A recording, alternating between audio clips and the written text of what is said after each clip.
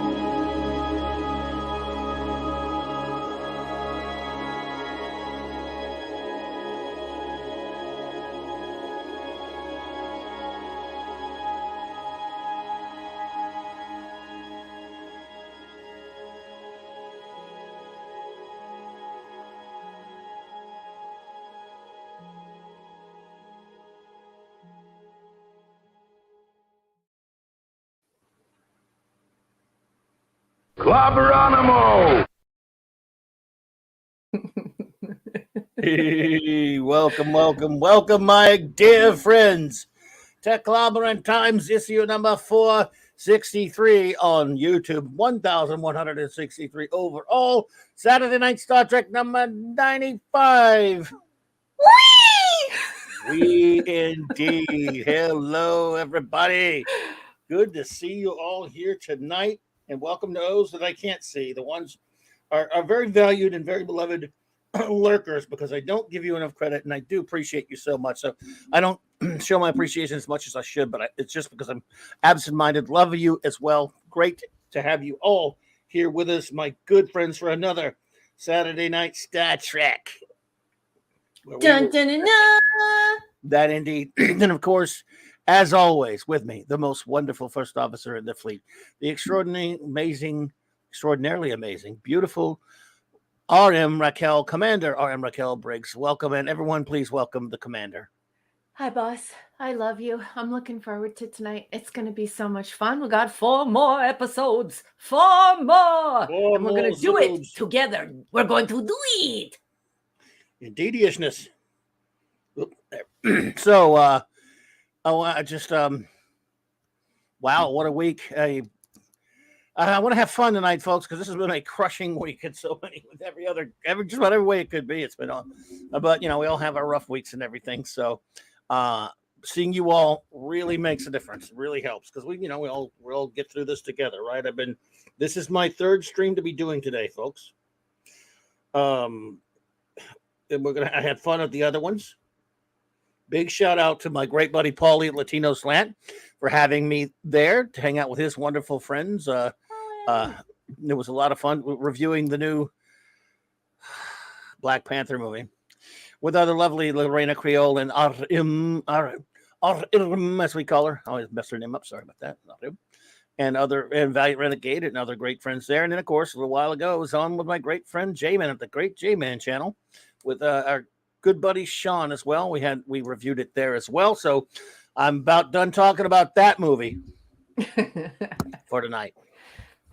Everyone loves your comments. Everyone loves your commentary. I didn't comment much. I just complained. But that Mexican Iron Man had the most epic rant ever about that movie. You got to go to this Latino Slants channel and check that out. It's great. It's unbelievable. It's brilliant. So anyway, but thus I'll get the one. We got our show notes, and with our show notes, I will get this one depressing thing out of the way because it is a show note, but it's also depressing. This Monday night, this is about as brutal as it gets for geeks. This is a big loss to all of us. No, it's not Star Trek related, but we lost the voice of the Bat, the great Kevin Conroy. This is just, you would be hard pressed to find anyone that did not love this man for what he's done.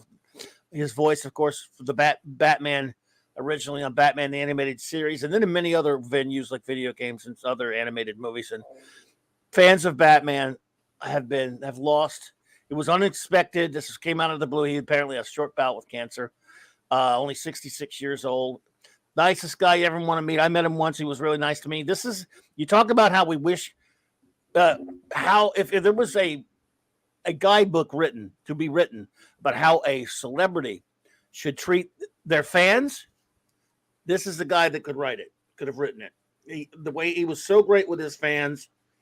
And he was an extraordinary fellow, great talent, and that voice. I can't tell you how many people have said, how many millions of people have said over and over. When I read a Batman comic book or something like that, I hear Kevin Conroy's voice as the Batman.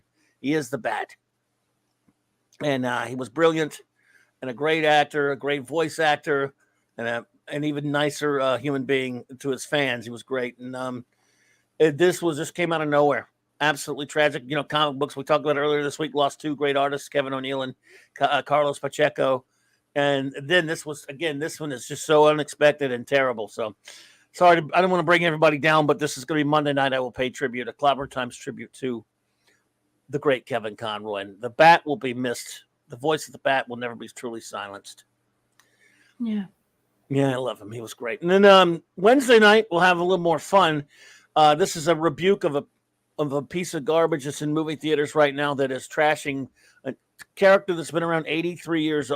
83 years, the Submariner being, in my opinion, absolutely just totally disrespected and disgraced in a current movie. So I will push back a little bit. Submariner, real deal. We're going to talk about some of his battles and just about his life and in his characterization and his history a little bit. So that'll be Wednesday night, Wildcard Wednesday. And so then you'll have, of course, Raquel and Mark and I in the clubhouse on Thursday night. And then, of course, next Saturday night, there'll be more Saturday Night Star Trek. But let's get along with what we have for tonight. I'm just kind of seeing what some of the people saying that in the chat there. Yeah, what a bummer, man. Oh, God. He was amazing. So, all right, everybody. Enough with the bummer. Sorry about that, but I had to make the announcement. Tonight we have 4 more episodes. Let's get on. We do. What do we got? So, I guess we can get started. Do you have any opening remarks? Oh, wait a minute. I got it before you start. I'm an idiot. I know you all saw the commercial at the beginning, but let me reiterate. November the 15th is this Tuesday, and it is finally, we've got all this depressing stuff going on. We got something to cheer about. Something wonderful is happening on the 15th of this month, folks. Tim's Talk, I give it a 0 out of 10 personally, but that's fine. We all have different ratings. I think the movie's horrible.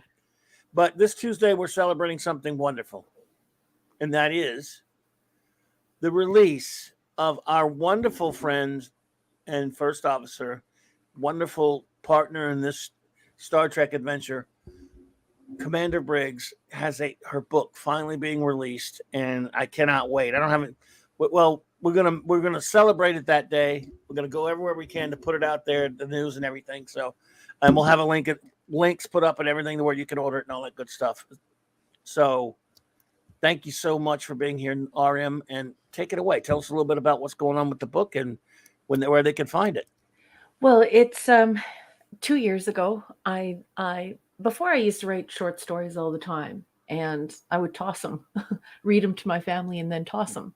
And then when we were all trapped inside, some family members made a suggestion that I start keeping the stories, and so I kept 10 of them, and I wrote 10 of them over the 2 year period. And so they're an homage to episodic and classic science fiction. And thanks to all of your support, I don't make much money off of them, around 25 cents, but I managed to sell 230 copies, which turned a couple of the stories into Amazon bestsellers. And I'm very excited to be selling them all as a collection now, in a proper book. And so you'll be able to get them in paperback, you'll be able to get them in hardcover, and you'll be able to get them in ebook. And due to the requests of several people, I am also going to be doing an audiobook. So they will be, they'll all be available on Amazon on the 15th. And that's when I release them into the wild. And one of the reasons why I had to wait until the 15th is I've been waiting for proofs to come back, because Hungry Boy, who you all know is, he materializes here anonymously, is a gifted comic book artist. And what I would consider famous comic book artist. And he did a painting for my front cover. So it's going to be a very, very, very exciting reveal. So I appreciate your support, and I hope you all love the book. And I'm very excited to show you the artwork and to give you a surprise story. There's a surprise story that you will only be able to get with the collection, and that will be on Tuesday. Well, help us find the link where they can pre-order it, because all I have is the old Amazon link for the short stories. Yeah, and that's because the book, they don't give you they don't give you a URL until you go live. So okay. I will be going live. Yeah, very late that night I will go live, and people will be able to purchase them. So I will be ready. Okay. The following day when we get together, and hopefully people will buy some of the stories and enjoy them. A lot of people in the community inspired many of these stories, because a lot of them were saying, you know what, we just want to enjoy ourselves again. We just want some episodic science fiction. We don't want this serialized stuff, and we just want some classic sci-fi storytelling. Can we please have some of that? Well, I heard your pleas, and so this is your chance to have some of that and to enjoy yourselves. Well, excellent. And everyone, on that day, we will definitely be having a Clobbering Time special stream for Raquel, and talk about the book, to promote it and give everyone the information you need. We don't know the exact time. Probably.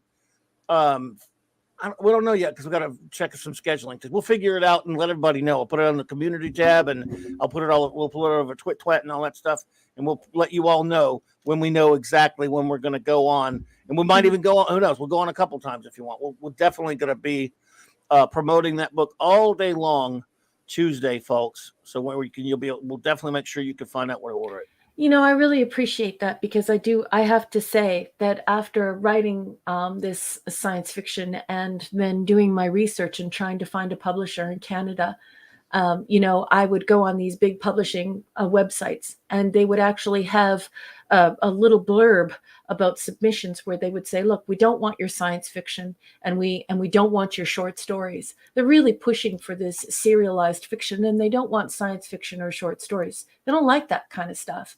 And, they say it's because there's no market for it in Canada. So I do have to say that I'm incredibly grateful for the American tradition of having short stories and loving short stories. They're the birthplace of some of our greatest novels and some of our greatest collections. And so I'm just really appreciative of my American friends and my American readers who still believe in episodic sci-fi. Thank you, everyone. Excellent. Cannot wait. Again, Tuesday's the big day, folks, and we'll be all over the streaming, and we'll be all and who knows where else. So and I just wanted to say before we got underway, I'm not going to put a dampener on it, but it's really important for me to say that someone who I play pool with, played pool with him for more than 20 years, a gentleman by the name of Bob Budge. He passed away on Thursday.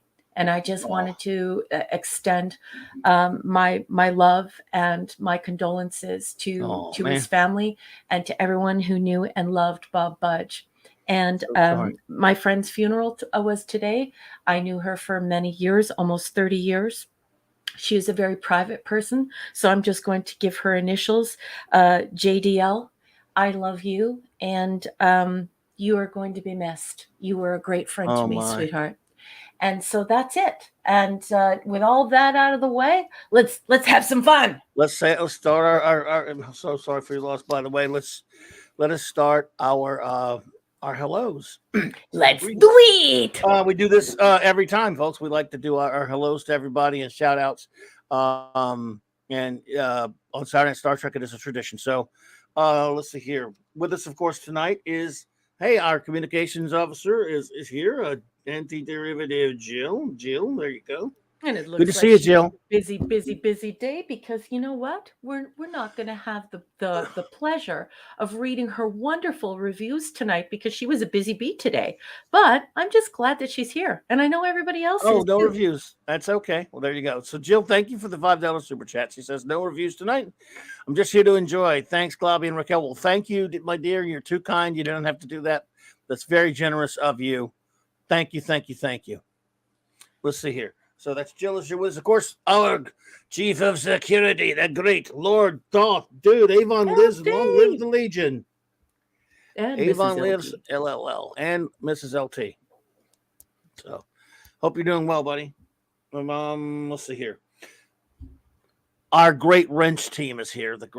Our great wrench trio, of course. We got to always shout them out. The great Eric K. Bronze Rinser Extraordinaire. All right, but thanks for being here, buddy. I think you said Chris Persia said he wasn't able to make it tonight. Yeah, he has a headache, though. Not a headache. He has a migraine, and he just needs to gulp lots of water and get a cold cloth and go somewhere dark and quiet. And I could use that love myself. You, Chris. The great Vindicator Wrench of the North, Chris Persia. Feel better, buddy. Thank you so much for all you do. Appreciate you. And the great D. Bud Martin, the Wrench of Iron. Tuska lives. Mwah, mwah. Good to see you, buddy. Thanks for being here. Thanks for all you do. Appreciate you. Let me see who else we got. Y'all up on hill. We've got J-Man. J-Man, I was on. Of course, please go to J-Man's channel and subscribe. I was on J-Man's show earlier. We were reviewing Black Panther 2 with Sean and J-Man and myself, and had a great time hanging out with those extraordinary fellows.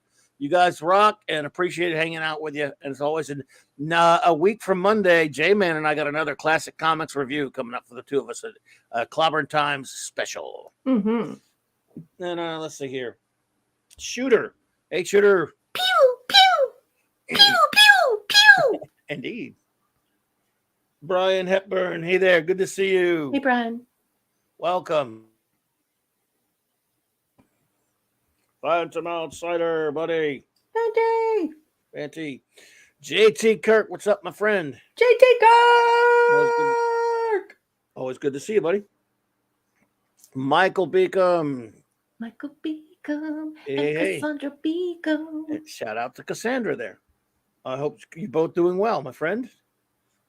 Cal L, buddy. Stephen M. The Real Soup. Real Soup. What's up, man? Hey, Classic Comics. What's up, buddy? Good to see you. Thanks for being here. Comics.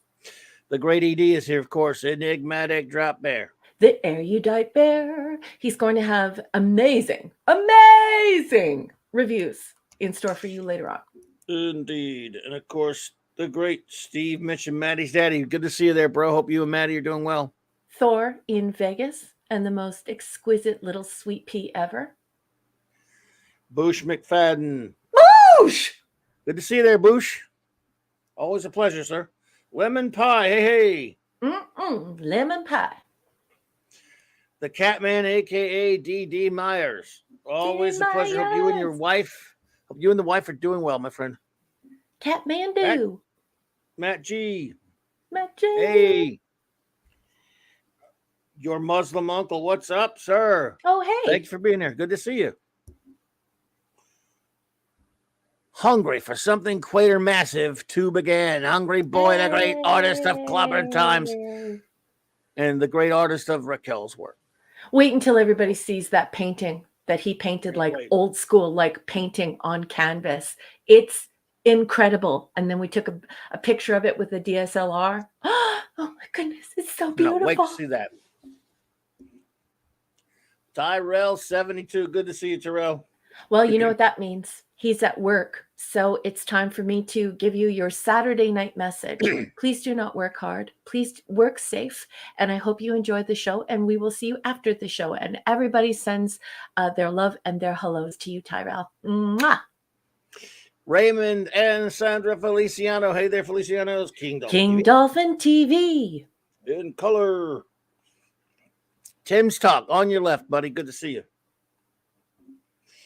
Papa Delta Yankee. Hello there, my friend. Good to see you. Papa Delta Yankee.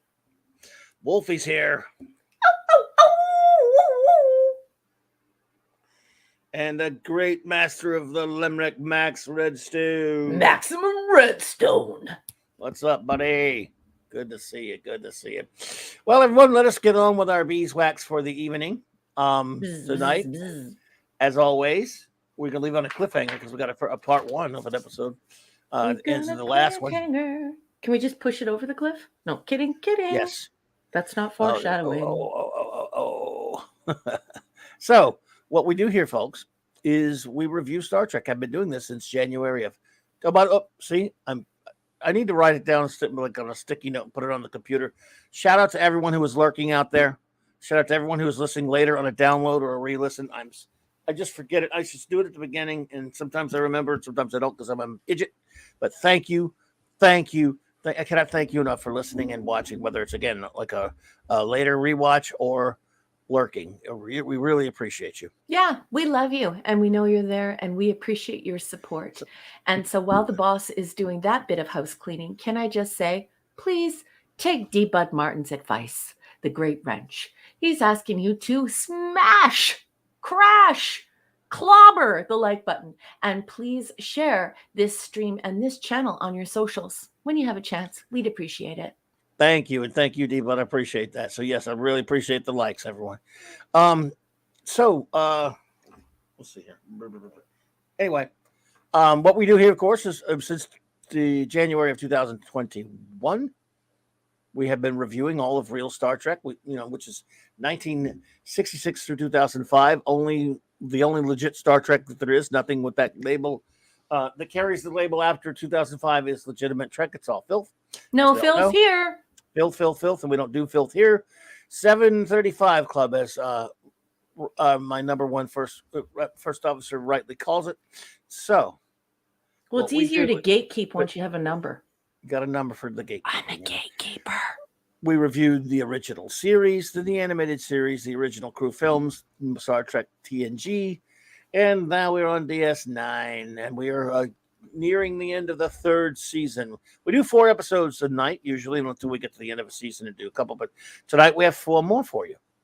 And we will basically break down the episode, talk about it. Number 1, we'll read a summary of it, and then we will just give some basic opinions on it and ratings. We'll rate it, how we liked it, how we didn't, whatever. And then we will engage our wonderful chat and get any thoughts they may have and ratings. So, are we ready to start with our first episode of the evening? Ready. Well, our first episode is Visionary. Yeah, and Visionary is season 3, like the boss said, episode 17. This is an international show, and so some of you might be scratching your head saying 17. That's not the way it is on my streaming service. It's because the multiple episodes that have continuations or multiple parts are broken up differently by different streaming services. If you look at the official text for this show. It is prod code 463. You can also locate it through Wikipedia. And we all watched... Amanda Bear's here, by the way. Hey, Neerot! Nice to see you. Sorry, go ahead. And we all watched it for, well, most of us anyways, for the very first time on February 27th, 1995. And I'm going to be reading the plot summary from Wikipedia, user-generated, but it's just the plot. So hopefully they'll get it right. A Romulan delegation visits Deep Space Nine in order to receive intelligence about the dominion promised to the Romulans by Starfleet. Complicating matters is the presence on the station of a crew of Klingons, another alien race with a history of poor relations with the Romulans.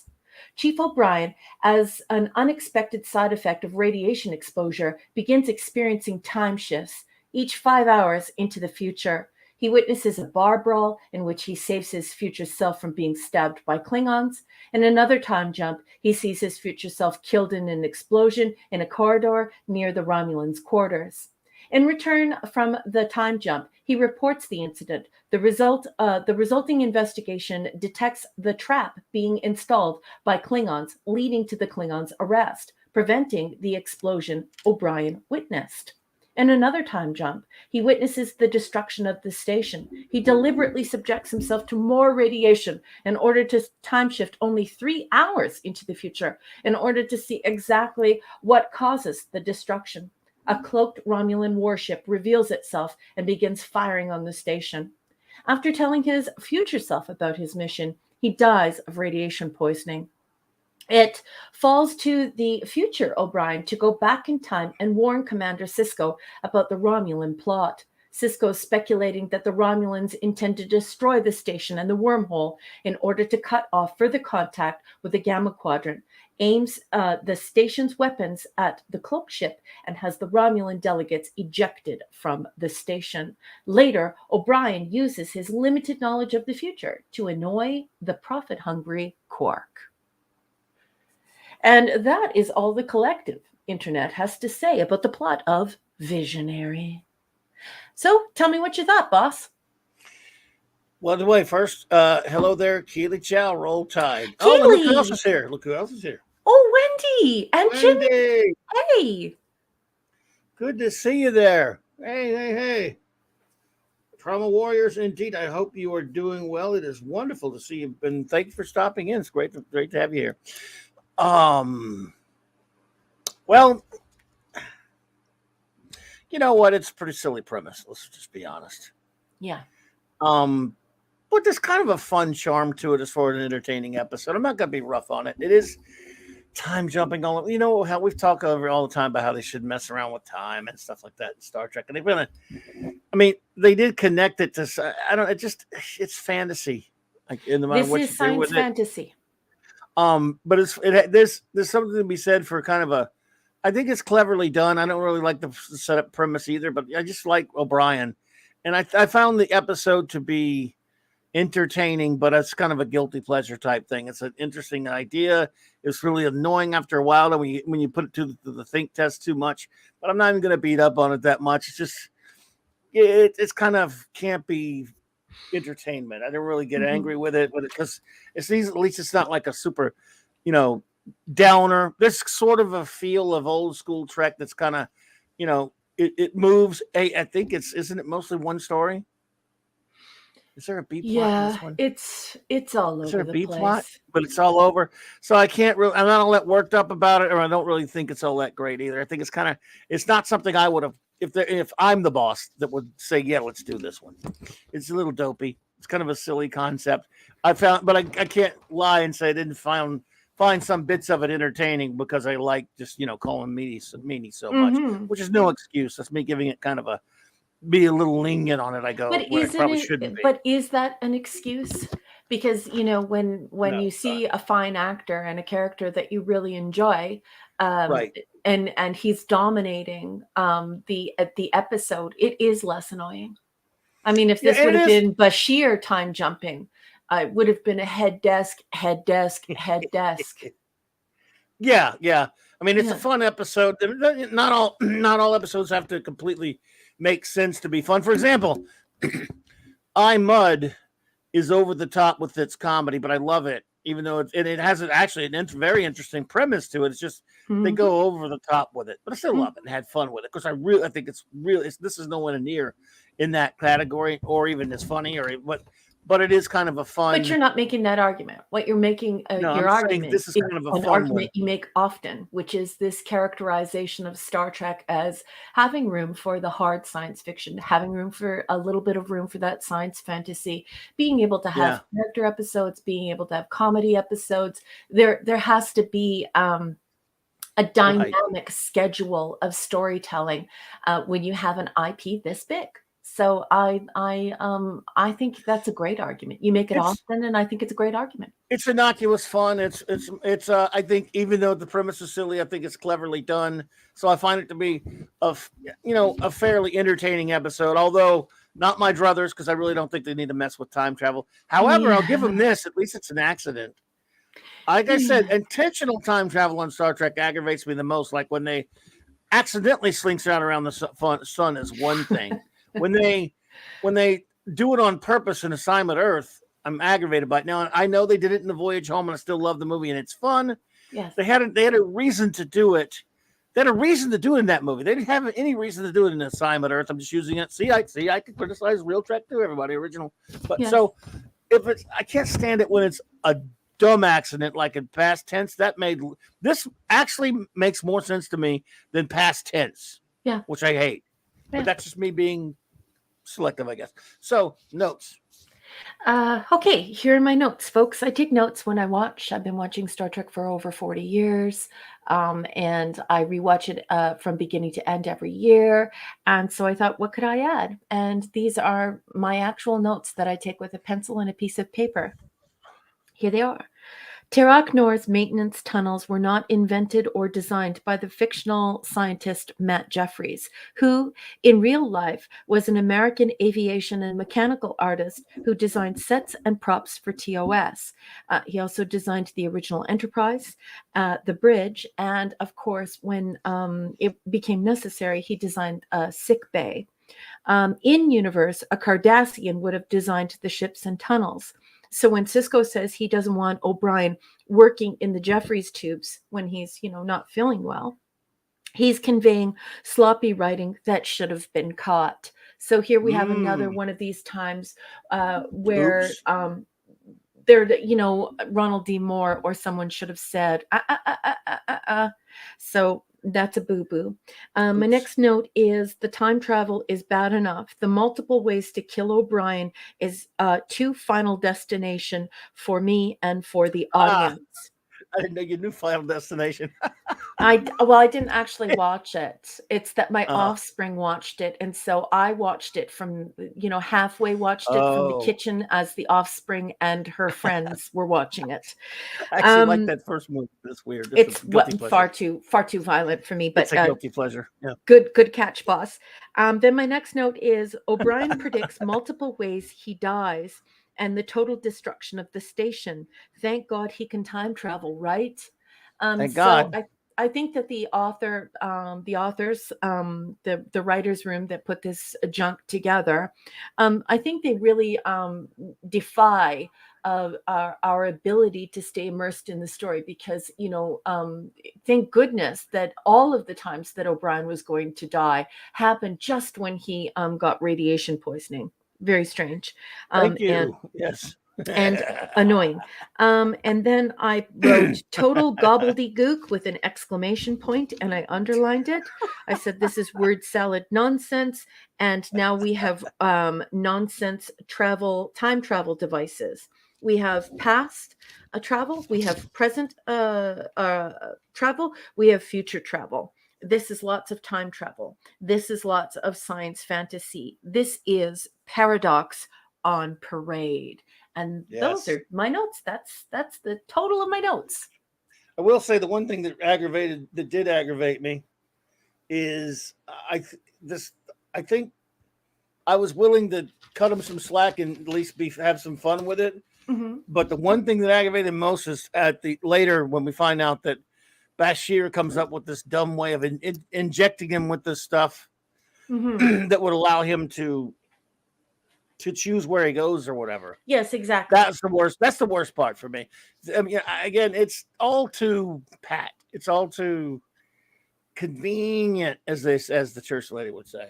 Yeah, So it's pretty stupid. Yeah, and only because I think we could have accepted this as pure science fantasy, and we could have had a rollicking good time because, of course, O'Brien has endeared himself to fans in such a profound way. We love this Irishman.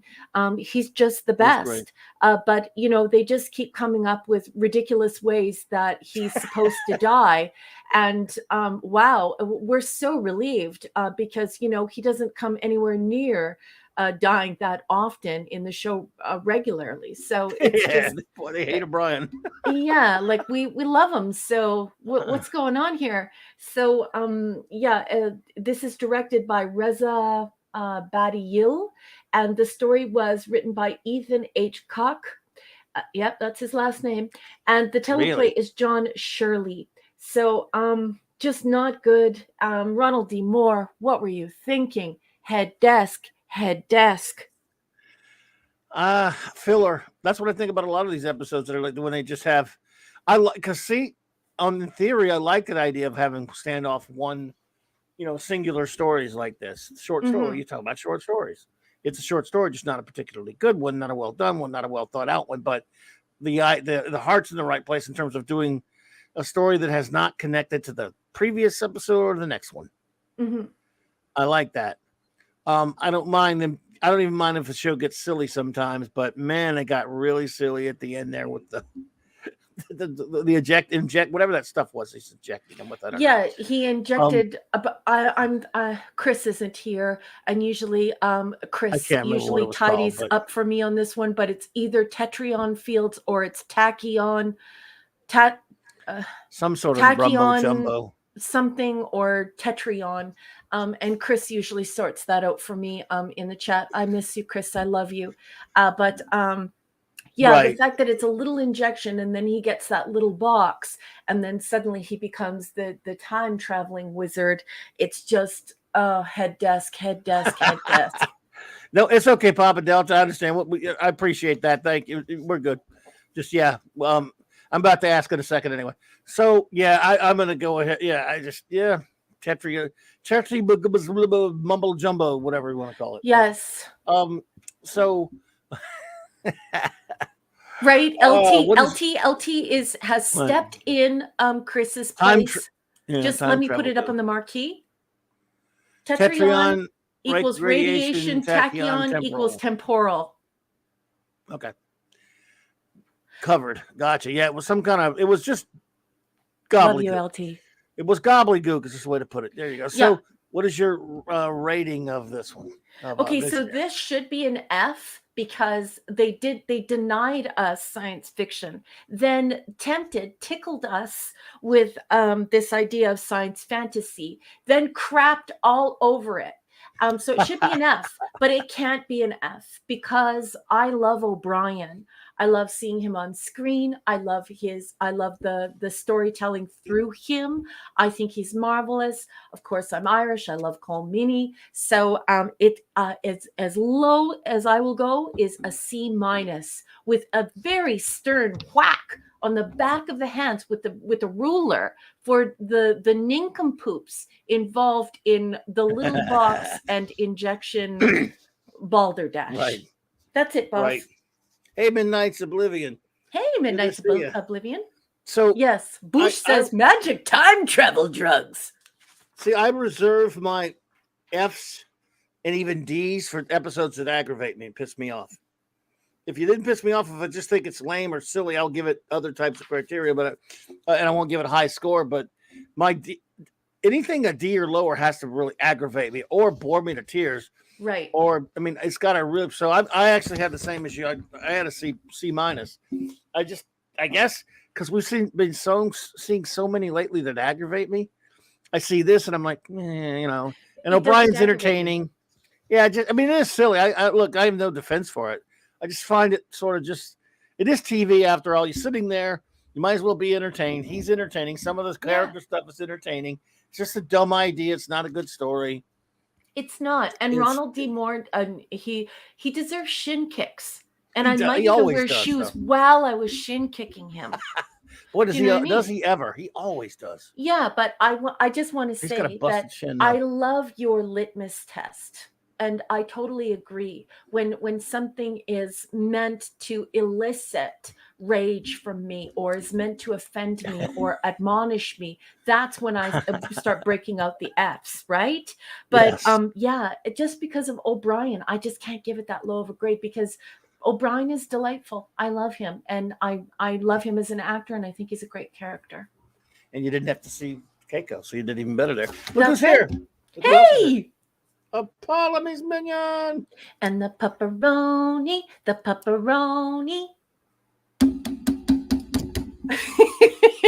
I need to find a better instrument there. But yes, of course, I hope the wonderful pepperoni truck dog.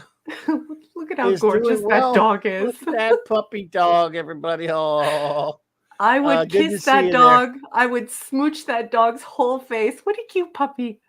Yeah, my buddy Loki got to meet the doggy, and they said the doggy kissed him all over the place. Aww. It's just a sweet puppy dog. All right. Well, good to see you, Palamy. I hope you and the pupper are doing nice well. To see you, lady. And be careful out on those roads. Careful I don't know if you're done driving for road. the day, but you be careful, sweetheart. Yes, both hands on the wheel, young lady. All righty. So, anyway, yes, my friends, please, by all means, start with your offering up your reviews. Number one, we'll snag those for us, and we'll get to reading them as soon as I read us a special treat that we have. Right? Get out of here. Do we have got some Max Redstone entertainment. Oh, yay!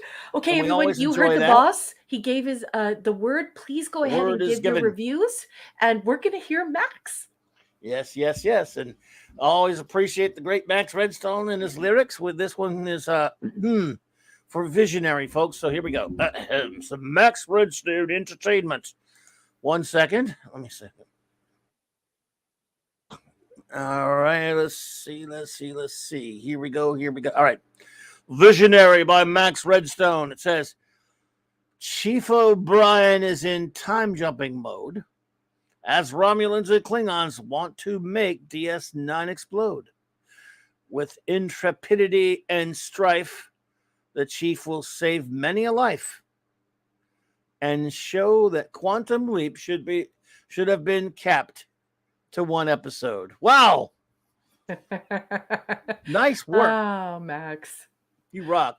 Yeah, really well done. Well done as always. Love it, Max. I love your limericks. Everyone loves your limericks so much. Thank you so much for putting the work into doing those for us. We enjoy them so much. It really is a highlight of our show. Thank you, Max. Thank you, buddy. Appreciate you, man. Well done as always. Papa Delta Yankee says C-. Weak plot and juvenile plan by the otherwise brilliant tacticians that are the Romulans. Yeah. Yes, that's a good point. Peak O'Brien must suffer. Yeah, there's so much of that, isn't there? But I'll still take it over Run Along Home or anything K-Trek crap. Yeah. I got you covered there. Thank you so much. Agreed. Great review. Thank you so much. But Catman, a.k.a. D.D. Myers, says, Clobby, so tired of the time travel episodes. I thought it was a flat-out waste of time. Well, agree that it was somewhat entertaining for me. Strongly not my fave Star Trek. O'Brien all the way. Give it a C. Thank you so much, Catman. Oh, that's a great review. Thank you, Catman. Good to see you, by the way.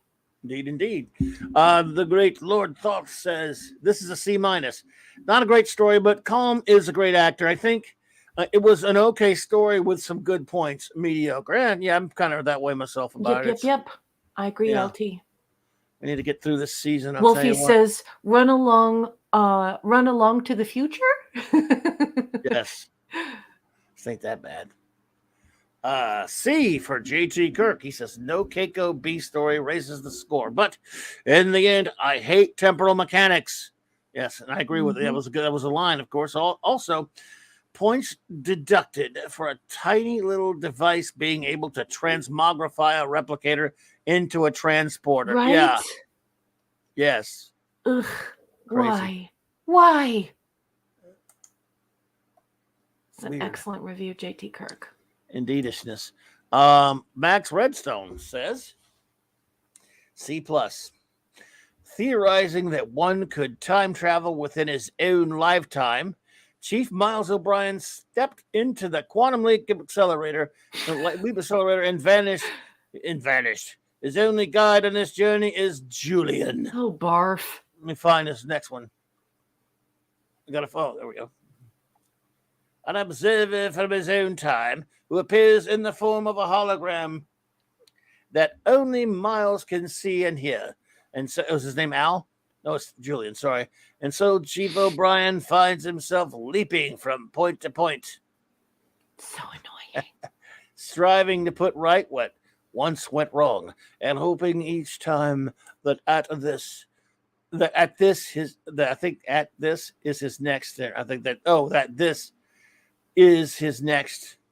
leap. Keiko will not. Oh, that at this his next leap, Keiko will not be home. Sorry about that, Max. Bye. Well, sir, bye, Keiko. That is just not very nice to Keiko, and you should be ashamed of yourself. Wolfie says, rating C. O'Brien's medicated tachyon salve for those who shite last minute time. Oh, for those shite last minute time travel moments, or to just get away from the misses. Oh, Miles. Right? It's almost like someone's trying to get me to do something that's not going to work. It's not going to work. Crap. Oh, Miles. Crap. Oh, Miles. Crap. Oh, Miles. Crap. Oh, Miles. Crap. Oh, Miles. No, it's not going to work. Mark D with a C. Where's he here? Guy. Is he here? No, not yet. Oh, But no. That is his doing, though. that is his doing. He did record Yes. me. The Bear says B. Not a favorite of mine, but it beats the average. The premise had been done many times before this came out.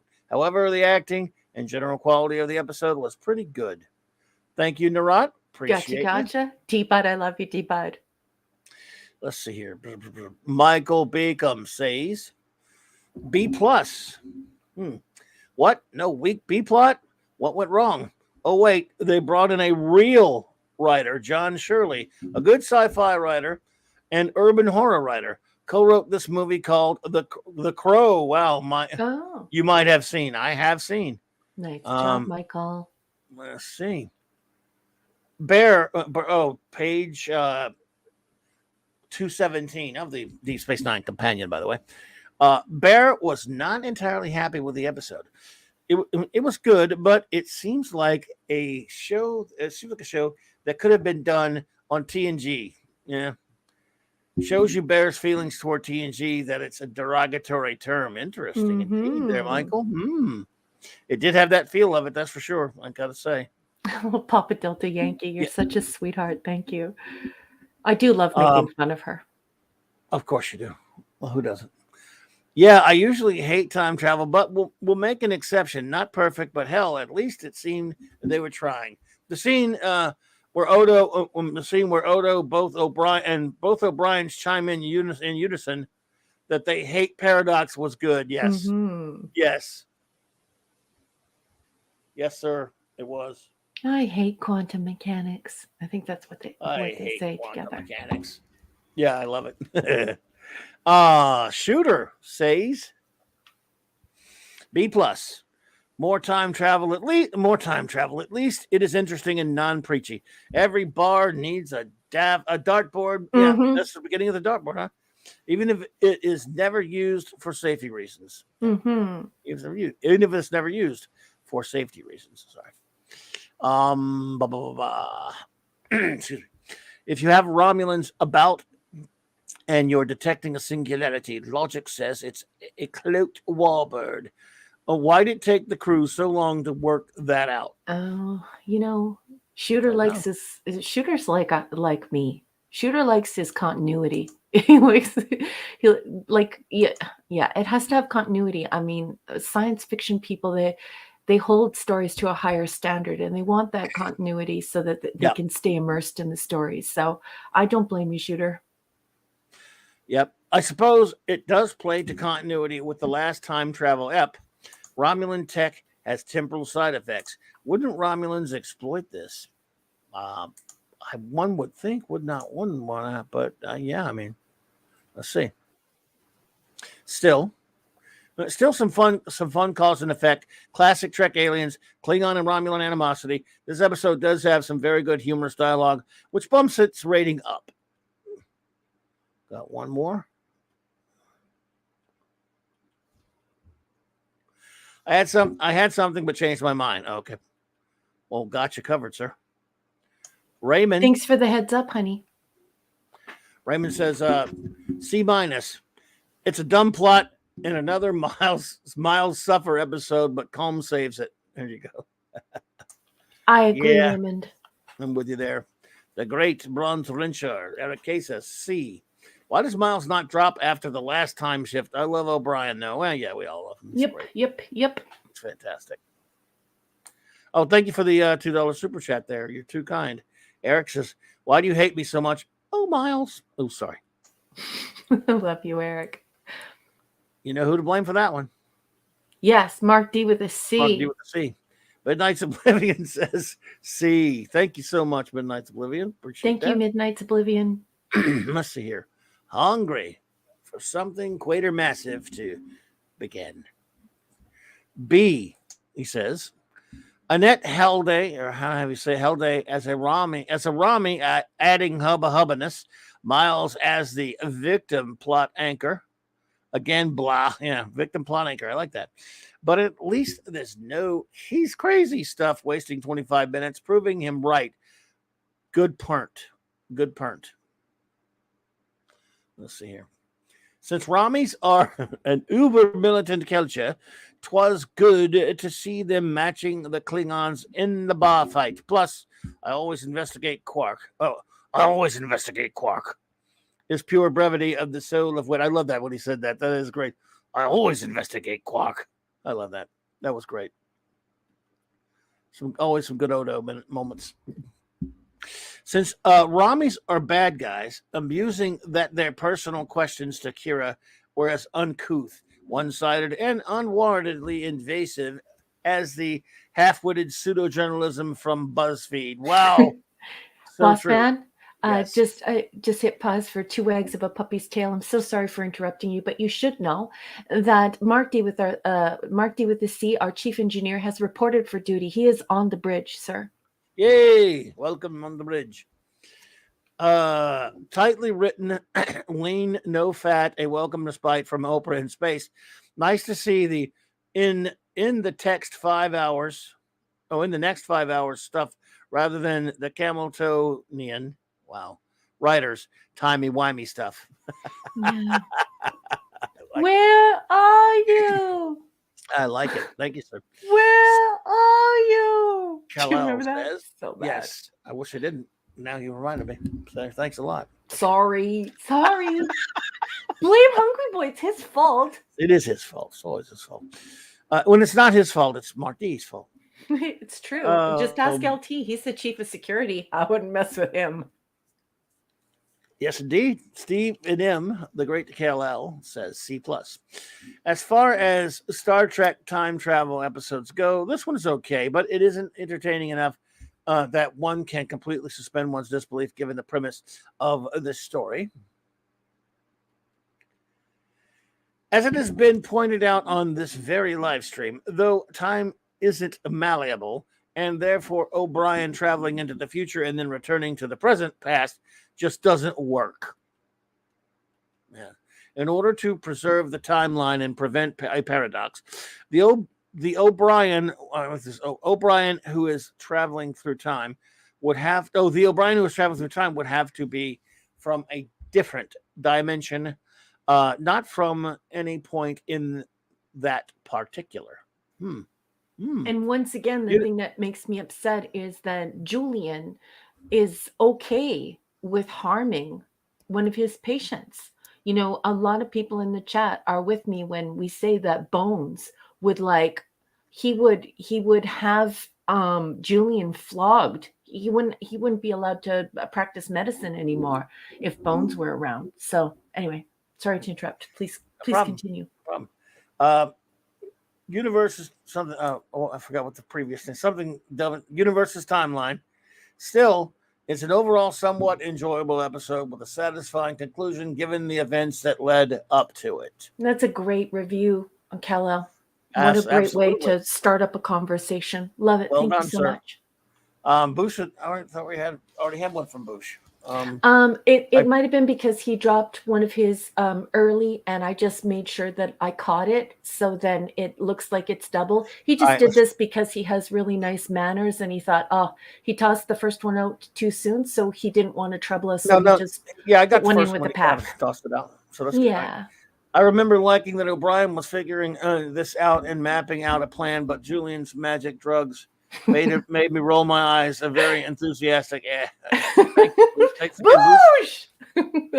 Michael Thank you, Beacom sweetheart. was okay. It's more companion page 218. Burr comments. I really wanted to take the tech out of DS9, and you'll see that in the first two seasons there was a lot more tech than in season 3. Yeah. And that's why it's so important to have that text as the place where you're going to get that information. So here you can see that they are really trying to cultivate a writer's room and a television show that is drama. It's not science fiction. So disappointing. And that is confirmation from an original source material vetted text, not the internet. So ooh, that's painful to hear. Very sad. But the fans already knew it. The fans, you can see the fans in the chat. They already know it. So sad. Enigmatic Drop Bear. Thank you, buddy. He says C-. It was sort of working okay, right up until Chief's final time shift, where his future self forgot the imminent arrival of his past self, and so future self decided to go to bed. Interesting. In all prior shifts, future self knew past self was time shifting. The insomniatic plot convenience bothered me. Mm-hmm. Good one. The power source used by Romulan warbirds can apparently catalyze time shifting.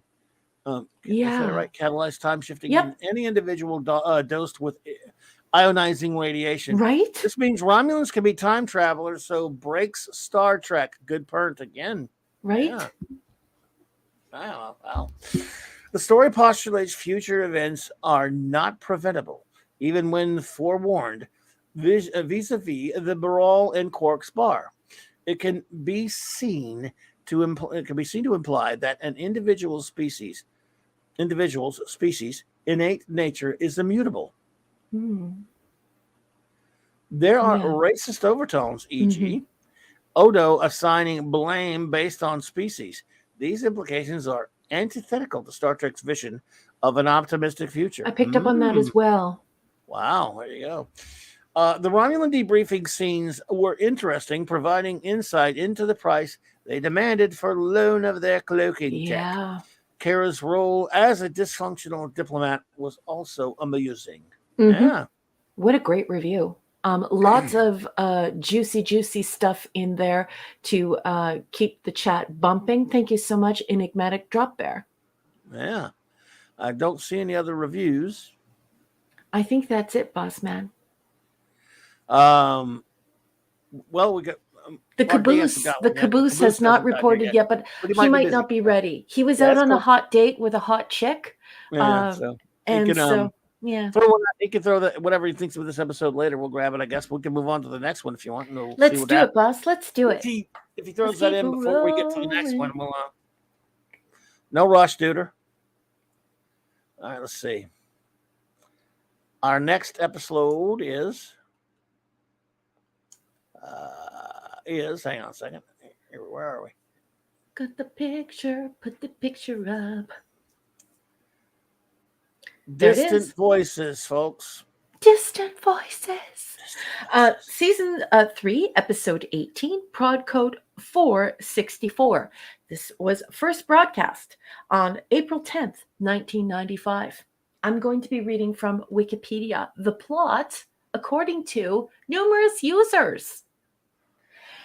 Here we go. Wikipedia. At their usual lunch, Dr. Bashir confesses to Garrick his anxiety over his impending 30th birthday, explaining to the Cardassian that in human culture, age 30 is generally considered the end of youth and the beginning of the long, slow march into middle age. Jeez, are you serious? I hate that line. Yeah. Their conversation is interrupted by Quark and his newest business associate, a Lethian named Altovar, who is looking to buy biomimetic gel, a highly restricted substance. Bashir refuses, and Altovar angrily storms off. When Bashir returns to the infirmary later, he finds Altovar has broken in and is stealing biomimetic gel from his medical supplies. Altovar attacks Bashir with an electric field, knocking him unconscious. When he awakens, he finds that he has begun to age quickly. Furthermore, the station is dark and deserted, apparently having undergone some catastrophe. Bashir explores the silent station and walks in on several members of the crew arguing. They barely notice him when he walks in and seem unfazed by his graying hair and wrinkling skin. Barely audible whispers echo in the background, and when Chief O'Brien begins repairing the communication system, Bashir hears that the whispers are actually the voices of his crewmates, and they are talking to him. They say he is in a coma and he is dying. Bashir realizes that the crew and the empty station are all in his head, and he is actually living a dreamlike state within his comatose mind. Altavar appears, grabs a Lieutenant Dax, and drags her away. Bashir feels that he has lost something and realizes that each member of his crew in this vision represents a different aspect of his personality. When Altavar captures Commander Sisko, it is as though he has taken away the most steady, able part of his psyche, crippling him. Altavar threatens to kill each of the crew members, chipping away at Bashir's mind until there is nothing left. Bashir ages quickly, reaching a weakened elderly state. He and Garrick go into ops, where the last of the crew lie dying. Garrick prods Bashir, trying to convince him to just give up and die. But Bashir works hard with the last of his strength to find out what's going on. Garrick becomes more insistent, and Bashir figures out that he is actually Altavar. Knowing this, he can shrug off Garrick's taunting and make his way back to the infirmary, his home base on the station. This gives him more strength, and he uses it to trap and kill Altavar with the infirmary's sterilization field.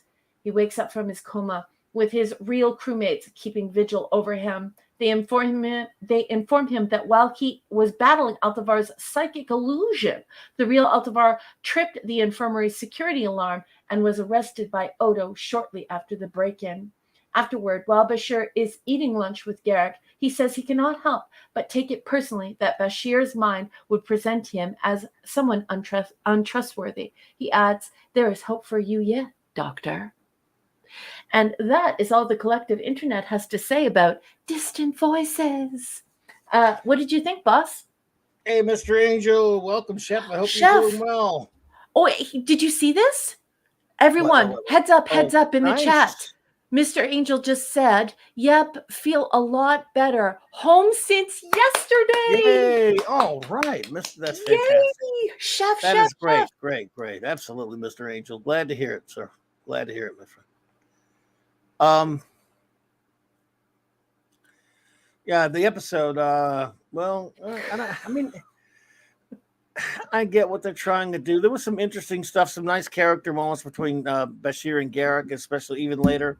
And some of the stuff, I know it's inside his mind. We got all metaphysical with this one. I admired some of the concept while I just was kind of bored by most of it, to be perfectly honest with you. In other words, it's inside his head, so they're not breaking any rules. And, in terms of like being ridiculous with their, as far as them doing crazy stuff. Or another, it's not time travel this time, thank God. When you at first you're going, and it's not, it's just inside his head after a while, which is kind of, it's been done I don't know how many times. Yep. Yes, lots. maybe that's part of it.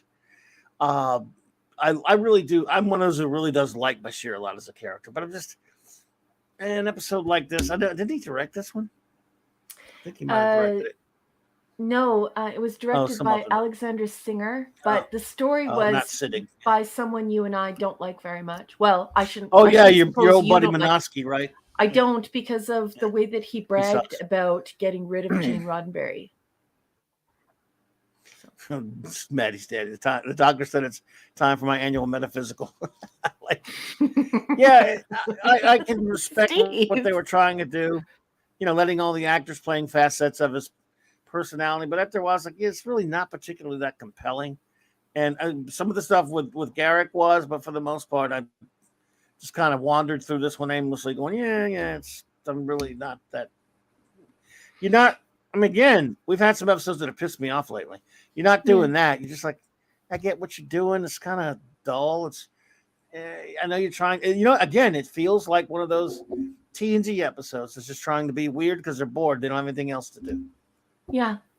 If that makes any sense. It's not good. Notes. Okay, here are my notes, folks. I'm never sure if this story is brilliant or complete trash. A constant and massive exposition dump worthy of the final moments of every Scooby-Doo episode, only for the whole program. The Bashir character's dialogue is dedicated to explaining the entire story, all the characters, their significance, and purpose. The Lethian has no motive to do this to Bashir. And what's worse is at the end, it is staged exactly like the Lethian Breakfast Club, where he starts teasing him about his dreams, his wishes, his aspirations, and the alien even takes on some of those postures from the Breakfast Club. This is not written well, it's it's either brilliant or it's trash. And this year, it's not good. Yeah, it's tough for me to work up much more than to get. I'm not mad. Yeah, I'm just sort of there, you know. I'm not mad, but it's that just much. It's like filler. and the big exposition dump, like, yeah, okay, like that happens in short story. You need that in short story if it's a short story, but that's not what this is. We don't, and they have the aid of celluloid. They have film. You can show. You don't have to tell. And it's literally like it's a Scooby-Doo episode, and Bashir just does the final moments of Scooby-Doo through the whole episode. He's telling us the significance of everything. Scooby-Dooby-Doo! Right, Brody. Right? So, I'm just not. Yeah, it's just sort of there. Right, Reggie? Right? So, yeah, I'm not all that compelled by it. Well, you know, so what's your rating then of we'll make quick work of it. Let our it's a C- for me, boss. I don't hate it. I mean, this isn't something that I loathe or anything, but it's lazy writing. It's a massive exposition dump. It's Bashir goes Scooby-Doo, and then that really weird Breakfast Club. Oh, you didn't measure up. You didn't. What's the matter? Don't you think your friends really like you? That you never did anything with your life? You wanted to be a tennis player, but instead you became a doctor. And it's just, it's so much like the Breakfast Club. What's the guy in the Breakfast Club? Judd Nelson. Judd Nelson. He pulls a Judd Nelson. Okay. Yeah, but I like the Breakfast Club. But I love the Breakfast Club. The Breakfast Club is it's awesome sauce, but it's just this is not that for sure. I hear you. Right, watching a Lethian tease a brilliant doctor who was just about awarded the what would be equal to the Nobel Prize in medicine. Right. He was a finalist for it, and then the Lethian is like, you wanted to play tennis. You ruined your life. You didn't play tennis because you're not brave enough. It's just like, okay, so we go from Scooby-Dooby-Doo to the Breakfast Club? No. No. I got the same rating. Well, again, we both have the same rating. Again, a C-. It doesn't anger me. It's just like you kind of just makes me get it over with type of an episode for me. I don't have a lot to say about it. I'm sorry without being all that scintillating with everyone, but there's not a lot to say about this filler stuff. They didn't think about it very long. I guess they thought they were really clever. They always like to do these shocky episodes where this is shock time. We're going to see the doctor get old, and we're going to make you wonder what's wrong with the station. It's all blown up, and everybody's acting out of character. It's all the same old twaddle that they were doing on the TNG for years. Yeah. And It yeah, felt it's like just, that. it's uninteresting, and it's way too Scooby-Doo, and it's way too Breakfast Club, and we see through that, and we're just like, oh, really? Are you actually doing this? Out of all the things you can do, and that's the thing that people need to realize too. When you're an author, you create the world. You make the barriers of that world. You create the walls around it. You invent that universe. You could do whatever you want, and this is what you chose to do. What were you thinking, Joe Manofsky? And by the way, for all those nasty comments that I read in the block text that you made about Gene Roddenberry taking that vacation and not coming back to the writer's room, I'm sending you more shin kicks, and I'm wearing shoes. Pointy stiletto shoes. Indeed. Joe Manofsky. Yeah, Joe. Where are you now? All right, everybody. Well, please go ahead and start your reviews. And number one, we'll get those in order. And I bring us some more Box Red Student Entertainment. So are we ready for that? We ready? are. All right, folks. Okie dokie. Let's see here. All right, everybody. Distant Voices by Max Redstone. Dr. Bashir gets a smack from Altavar's paws, and he ages rapidly. What is the cause? It was just a mental glitch, but if they had Auntie M and the Wicked Witch, it could have been Star Trek Wizard of Oz. Whoa! Oh my gosh. I like it. That is Nice gold. as always. Nice. Gold. Gold. Well done. The great Max Redstone, as always, sir. Top notch. Gold. All righty then. Let's see what Boosh McFadden says. Booshy Booshy Boo. The only Booshy Booshy Boo. The only thing I remembered about this was knowing he was in a coma from the start, so it wasn't the M. Night twist they thought. See, everybody hates Julian. Oh, I don't hate him, but gosh. I love some that do, I guess. review. That review is gold. Nicely done, Love you, sir. Boosh. JT Kirk says C-. I skipped this episode on rewatch. Best. Bashir was really in this style of a dreamlike coma.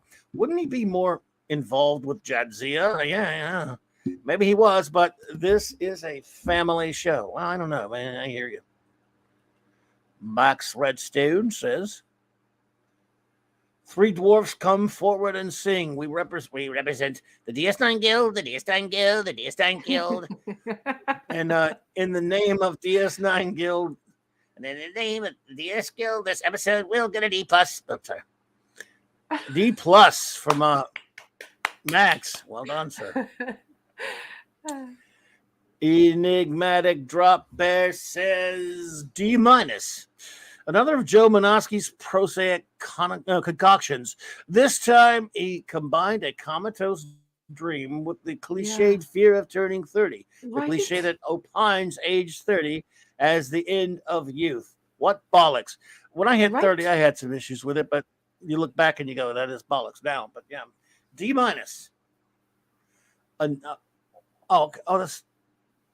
That's okay. Maybe I got two of them.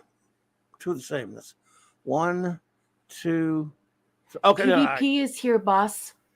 Don't mean to confuse you What even more, bollocks? but Pleasant Valley Picker is here, boss. Good evening, Pleasant Valley Picker. And Hey Bush there, says, Pleasant. not you, Hey Clobby, there. just everyone on the station, and possibly Raquel. Oh. He didn't say possibly Raquel. I added that to it. Sorry, Bush. What was that? What? Nothing. We're talking about about hating Julian. Oh no, I got you. Oh, that man. Yeah, like Yeah. it's like a 24th century sitcom. Everyone hates Julian. Exactly. Okay, here we go. What bollocks indeed? Let's see, part 2 of EDs. Enigmatic Drop Bear Part 2 says, to craft an engaging story around subject matter as generic as this requires advancing something interesting, some unique perspective, something Minosky abjectly failed to do here, as he often did, huh? As I would say, I added that. He didn't say that, but yeah. To start the start of the episode, where Bashir expresses to Garak his concern of turning 30, was an almost textbook example of awkward foreshadowing. It was so clumsy it bordered on self-parody. Good pernt again. The other members of the ensemble, portraying different aspects of his personality, was a contrived, unsophisticated, and shallow indulgence that did nothing to develop Bashir's character. Boom! Drops the mic right there. Nice. Erudite Bear No, drops the mic. Boom! We got more. It is disappointing to give an F to any episode featuring Garrick. Thankfully, his contribution to this drivel was insignificant. An F. Did he give it an F? I thought he gave it a... I don't know, but I will tell you this. That is one of Edie's best reviews. That was just... Oh. No. That was good. It was juicy. It's juicy. Lord Thoth, the great LG, says D+. Interesting alien race destroyed by bad writing. Right? Another episode that was ho-hum. Good ones are coming soon. Yeah, I seem to remember there were some. Now I'm starting to wonder. C- says the great Bronze Rancher Eric K. Why no security cameras in sickbay? Yeah. Well, yeah. At least a ding-dong when people enter to alert someone needs service. Why was security not called after he tried to buy this? Right. There's a good point, too. No idea. In your head, zombie song. Great Irish song. And ED says, boss, that he gave it a D-, but what he meant to say is that Garrick saved it from an F. So he wanted to give it an F, but he gave it a D-. With my stupid attention span, ED, I just already forgot what your rating was because I didn't have it saved there anymore. My bad. Thank you so much for clearing it up, though. The Catman says C-. Dee so disappointed he didn't even leave a review. No comments. I think it's because it's 2 in a row, right? When it's 2 in a row, the Catman doesn't like to give negative reviews to Star Trek, period. He's a huge Star Trek fan, so... That's fine. Yeah. Don't worry about it. Do what you got to do, man. Papa Delta Yankee says C+. I waited 15 years to post the opening of this on my 30th birthday. Other than that, this is a one and done that they end up rehashing in a later episode with considerably better execution. Wow. And Boss Man, just so you know, Michelle O'Rourke Johansson has arrived. Everyone say hello. Hey, Michelle. Hey there. I hope you are doing well, my dear. Good to see you, and thank you for popping in. And let's see here. Where were we? Let's see.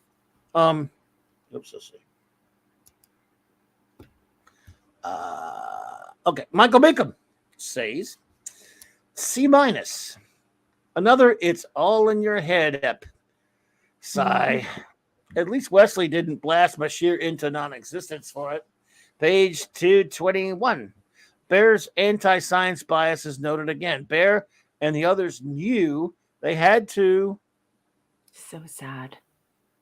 Had to reduce the emphasis on tech and turn it into a character piece. Really? So why don't we know any more about Bashir at the end than we did in the beginning? Per the companion, this episode 1. Oh, wow. Hang on. I'm going to get to it. Maybe makeup? Can't be story writing. It's got to be makeup. Yeah, an Emmy for the makeup. Yeah. Wish they would try to win one for the writing. Yes. In TOS, we learned volumes about the characters: Naked Time, Enemy Within, etc. Yes. Here we learned Bashir hates aging. Yes. And that was it. 30. The rest of the time, he could have got away with it too if it wasn't for those damn kids. Raymond Feliciano says, D. Oh, yeah, Bashir suffers plot move. Bashir suffers plot. Move on. Yeah, no kidding. Right? No kidding. Mr. Angel says B+. Glory to the house of Scooby. I have spoken. Kabah. Mr. Angel, I love you. I love you. And a Pleasant Valley Picker is asking if he is brief, if he may please leave his a review for the first episode. Sure, as long as it's a brief one, because we've already done that episode. We're trying to burn through these. We are, yeah. Gotta be give me a oneer if you can. Yeah. And I would appreciate that. It'd be very helpful to me. Yeah. Dax Amanda Bear says B. I like this episode, but it wasn't that good.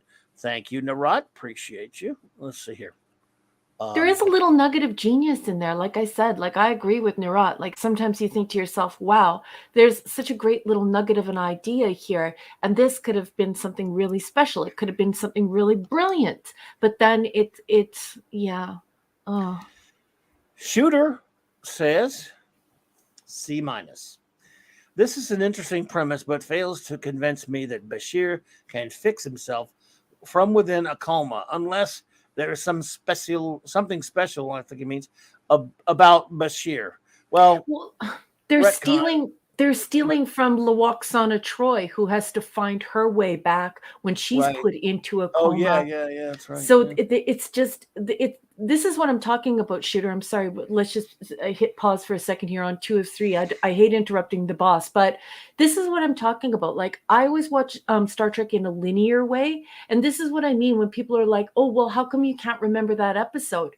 A lot of people pick out episodes that they love and they keep rewatching them. I rewatch all of them, and you would not believe how much repetition there is. So it's very difficult for me to remember names and dates and the titles of episodes. There's a heck of a lot of repetition. And if you do it in a linear way, you definitely see that. And this is Lawaksana Troy's episode for certain. Anyway, sorry to interrupt. It's okay. Shooter says, why is he aging as he dies? It is just an excuse to have a story about accepting growing old. Yes. Doesn't work in the context of his injury. That's a good point. On rewatch, this one just doesn't hold up. The only saving grace is Garak and a bit of a twist ending. Yeah, Garak is really good as always. Folks in the chat, please be careful of what you're talking about, because we don't want the stream to get into trouble. You know, Clobby's stream is monetized, and we like to try and keep it free from the things that will upset the algorithm and get Clobby into trouble. So if you would please, I would like it if you could not talk about that kind of stuff. That kind of stuff can actually get a channel into huge trouble. So really? It might be a good idea for the wrenches to just delete those 2 comments. And it's without prejudice. I love you, Michelle. I love you, Sandra. I think you guys are both wonderful. But if we talk about that stuff, we'll get into a lot of trouble. Oh, you got words like vaccinated in there? Yeah. And recommending whether or not you should or shouldn't and things like that. Stuff that could get us into a lot of trouble or shut down entirely. And we don't want that. We could also get suddenly shut down. That is true. Thank you, everybody. Wrenches, could you please just get rid of those comments? I think Sandra isn't Sandra a wrench? I think she might be. I don't know. Please get rid of the comments that include the V word. Yeah. Yep. Sorry, it has to be that way, folks. But yeah, I appreciate that. Thank you, number one. And we know you know, well, Lord Thoth said it'll be fine. I hope you're right. I hope so, because I have some friends who got into huge trouble and people have lost their channels over it. So not good. That's a sandbox you don't want to play in. Gotcha. Hungry Boy says, S, serviceable. Fun seeing Bashir sporting the Reed Richards hair and seeing full famous monsters makeup on the baddie. America's Got Talent version of It, the Terror from Beyond Space. Armin Quark helped make this an okay Halloween ep, as did the cinematographer. Pacing was appropriate. A reprise of things seen before, but decent popcorn trek. 2 Hordas out of 5 for Hungry. Or something Quatermassive to begin. Thank you, brother. Thank you, buddy. Appreciate you.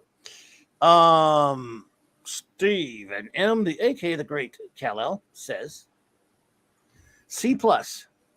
This was an okay episode, but this was a mystery story that just happened to be set in a science fiction universe. The banter between Bashir and Garrick was somewhat enjoyable, though. Mm-hmm. Despite Bashir's statement about turning 30 years old, physician, heal thyself. This seemed like a rushed way to resolve the dilemma presented in the episode. It would have been more realistic had someone on Bashir's medical staff been responsible for saving his life. Unless, of course, they're all incompetent in comparison to Bashir himself. Yes. Well, it could be. A rather forgettable episode of the series overall, and is usually skipped on the rewatch for Cowbell. Yeah, that's a Lawaxana Troy repeat. And Papa Delta Yankee, he's going to fire up his own show right now, so he's saying good night. So I just want to say good night to Papa Delta Yankee and let the boss know that all right, Papa. PDY is leaving the building. Papa, have a great show. Good luck with it, and thank you for hanging out with us. We appreciate you, sir. Yeah, thanks for your support. Have a great show.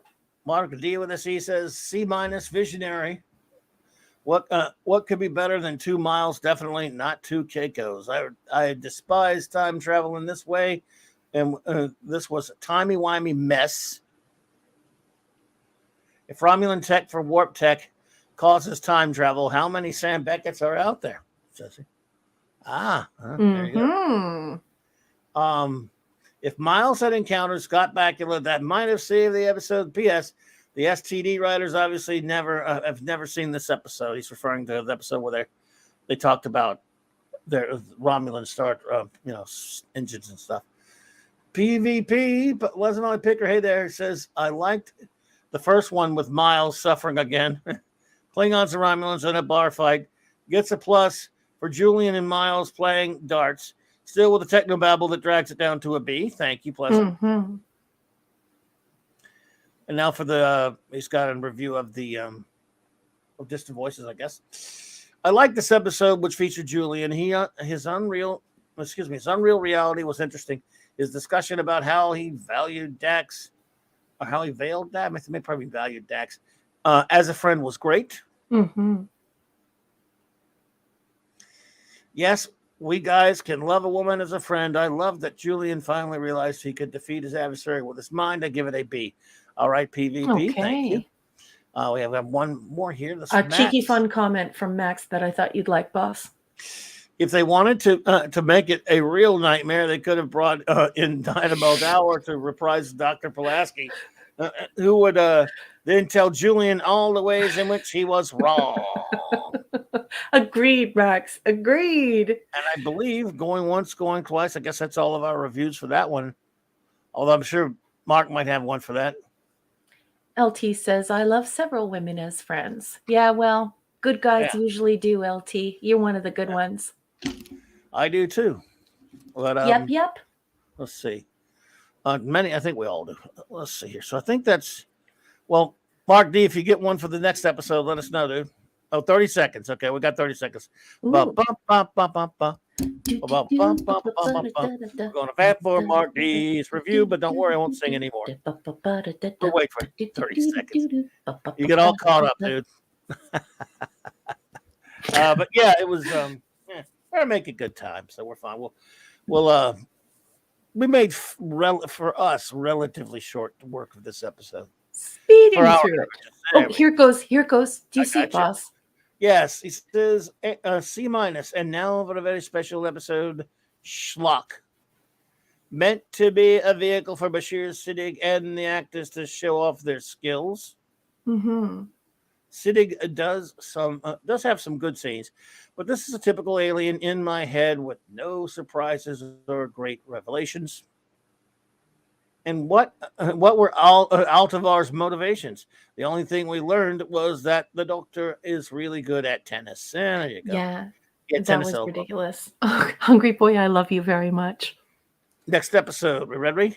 We are. We ready. Oh boy! Next episode is. I cannot wait. Do you hear what the whole crew thinks of this one? I am actually excited about the reviews on this one.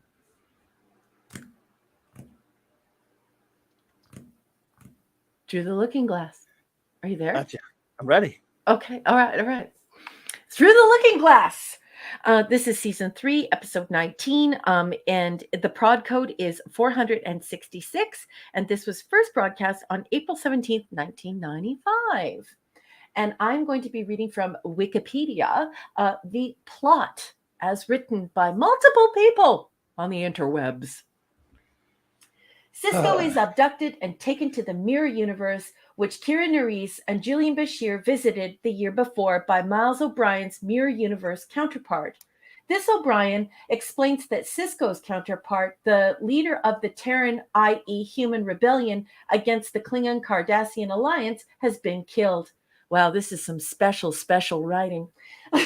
Jennifer Cisco, the mirror counterpart of Cisco's late wife, is a scientist working for the Alliance, building a device that will allow the Alliance to discover the rebels' headquarters. Cisco must impersonate his counterpart and convince Jennifer to join the rebels, or the rebels will kill her. Unwilling to let Jennifer die again, Cisco agrees to intervene. He meets the rebels, including mirror counterparts of Bashir, Rom, Jadzia Dax, and Tuvok.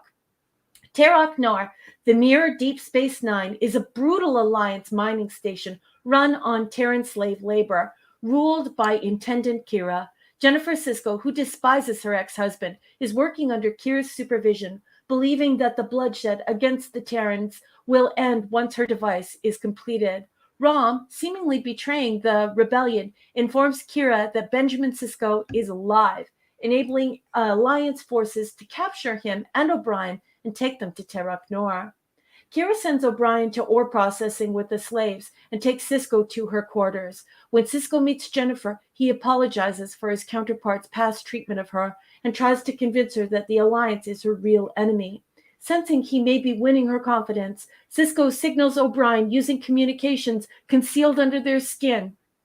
In ore processing, O'Brien receives the signal and causes a malfunction that allows him and the Terran slaves to escape.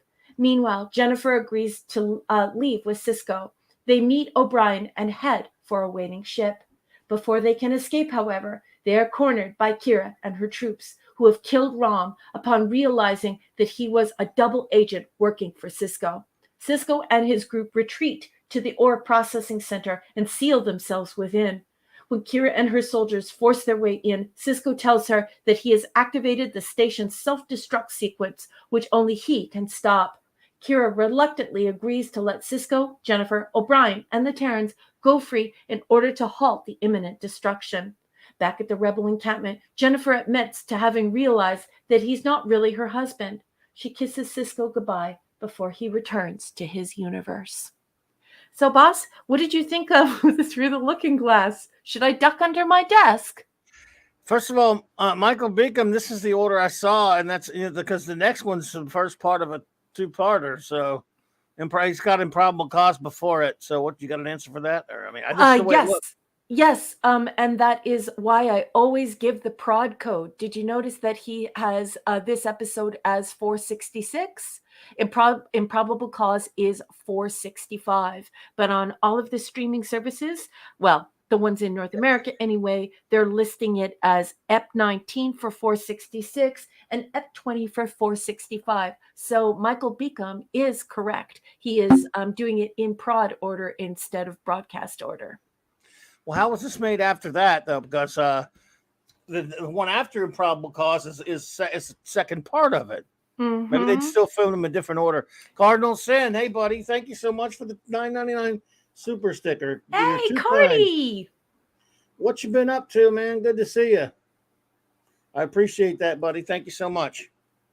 Yeah, so it's just the way that they filmed it, and obviously they had to reverse it, so otherwise it wouldn't make any sense. But okay. Michael Beacom is correct, and that's why I always give the prod codes, folks, because this is an international audience, and some people are following the prod codes, some people are just following their streaming services, and some of those streaming services even have different numbers for the episodes, given the way they bust them up. So that's why we give it all, folks. Gotcha. Well, at least my anger's been averted, because I would have probably started. I don't have any anger. This is garbage to me, because it's the I've said it many times. I love the Mirror Universe. Mirror is my favorite episode. I hate every single freaking time anyone else screws with it. Eric K, thank you for the $2 super chat, bros. He said, "This is a turd pre-polish." This is a turd pre-polish. I hate this episode in every way you can hate an episode, but I don't. I mean, I mean, is it worse than the last time they went into the Mirror Universe? Maybe not worse than that one, but it doesn't matter. They're still screwing around in the Mirror Universe, which I can't stand them screwing around with it. Leave it the frick alone. It just aggravates me. It's like, no. And they trivialize the other Mirror Universe once they do it too often. They do it too often, and this time it's not even an accident. Now you can just say, hey, you can just take the next transporter to that universe. Yeah. There's nothing special about going into the Mirror Universe now, because an accident, as much as I don't like that last episode, at least it was a freaking accident. Yeah. It's true. And at least on the Mirror Darkly, the episode of Enterprise that Cardinal mentions, it was really just about, it didn't have any kind of accident in the Mirror Universe. It just starts in the Mirror Universe and talks about a crossover, but it's not like someone had to go, like any of the crew went there or anything. It was just what was happening in that universe. Mm-hmm. And they opened it. But anyway, he says, yes, the companion explains that they hit a snag with improbable cause, so through the looking glass was finished first. Okay. Thank you, Michael. Appreciate that. Well, that has implications too, because that means that it wasn't supposed to be a cliffhanger. Is that what you're saying, Michael? That they made a total mess, because that would make Through the Looking Glass never mind. It's okay. I'm thinking out loud and I shouldn't be. But when you're looking at it through the prod codes, it is a total mess, because it really makes you wonder how the heck they even did the filming and how they even remembered their lines. Oh my gosh. Anyways, thank you for that, Michael Beacom. And guess who just walked through the door? T. Skywalker, what's up, buddy? Always good to see you, buddy. Hope you're doing well. Skywalker. So yeah, I don't have much to say. I'll let you go with your notes, because I can't stand this crap. I'm tired of it. Yeah. Tired of it. We'll make some quick work of this bitch. Okay, we'll get through it really quickly. Okay, so I always say this. You guys always hear me say this, but I'm just going to say it again. They could just scan for the voles and beam them off the station. There's no need for all of this. Let's go hunt them down. They should just scan for them and beam them out into space. Bye-bye, voles. The parallel universe travel is easy peasy, fresh and breezy. So you can just do it now, no problem. It's like drinking a glass of water. 1995, just for all of the people out there who said, that Star Trek wasn't progressive. Kira is bi. She's polyamorous, and she's in an interracial polyamorous relationship. And it's 1995. So lots of progressive here. And then I wrote in yelling all caps, Tuvok! Sisko has sex with Mirror Jadzia. This is heavily implied. This is preposterous. This is incredulous. No one would think that Sisko would do something like that, and do it so easily. It's weird. It's weird, especially if that's Dax and Jadzia. Like if it were just Jadzia or something like that, and he found out it was just her. Yes, but it's Dax. He called her Dax. I mean, I guess if it's Dax, it means she has the symbiont inside of her, which means he's, it's the member and that's something he didn't want to do with Curzon. Like that's not something like Curzon was his best friend. Right. Even though it's a mirror Dax, it's still weird. It's just whatever. Yeah, it's and how easily he does it. Imagine, I send you to the Mirror Darkly. I send you to a parallel universe. Would you be able to just do that to your friend who you love, and then just go back to your other universe like everything's okay?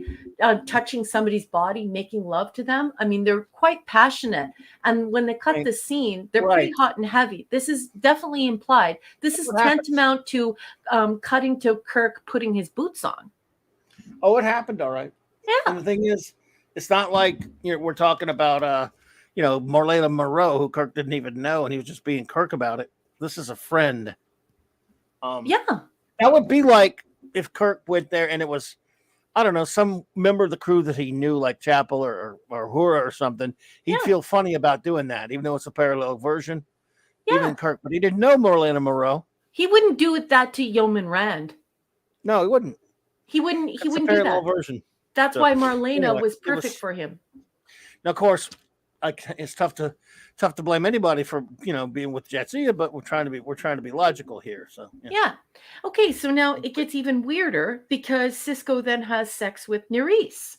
Now this is heavily implied when she has to negotiate that she's sending him to her quarters for sexual favors. We know this. It's heavily implied. Only a person with the mind of a child would think otherwise. Oh, yeah. She's hot and bothered. She is very amorous, and they have a very sexual kiss.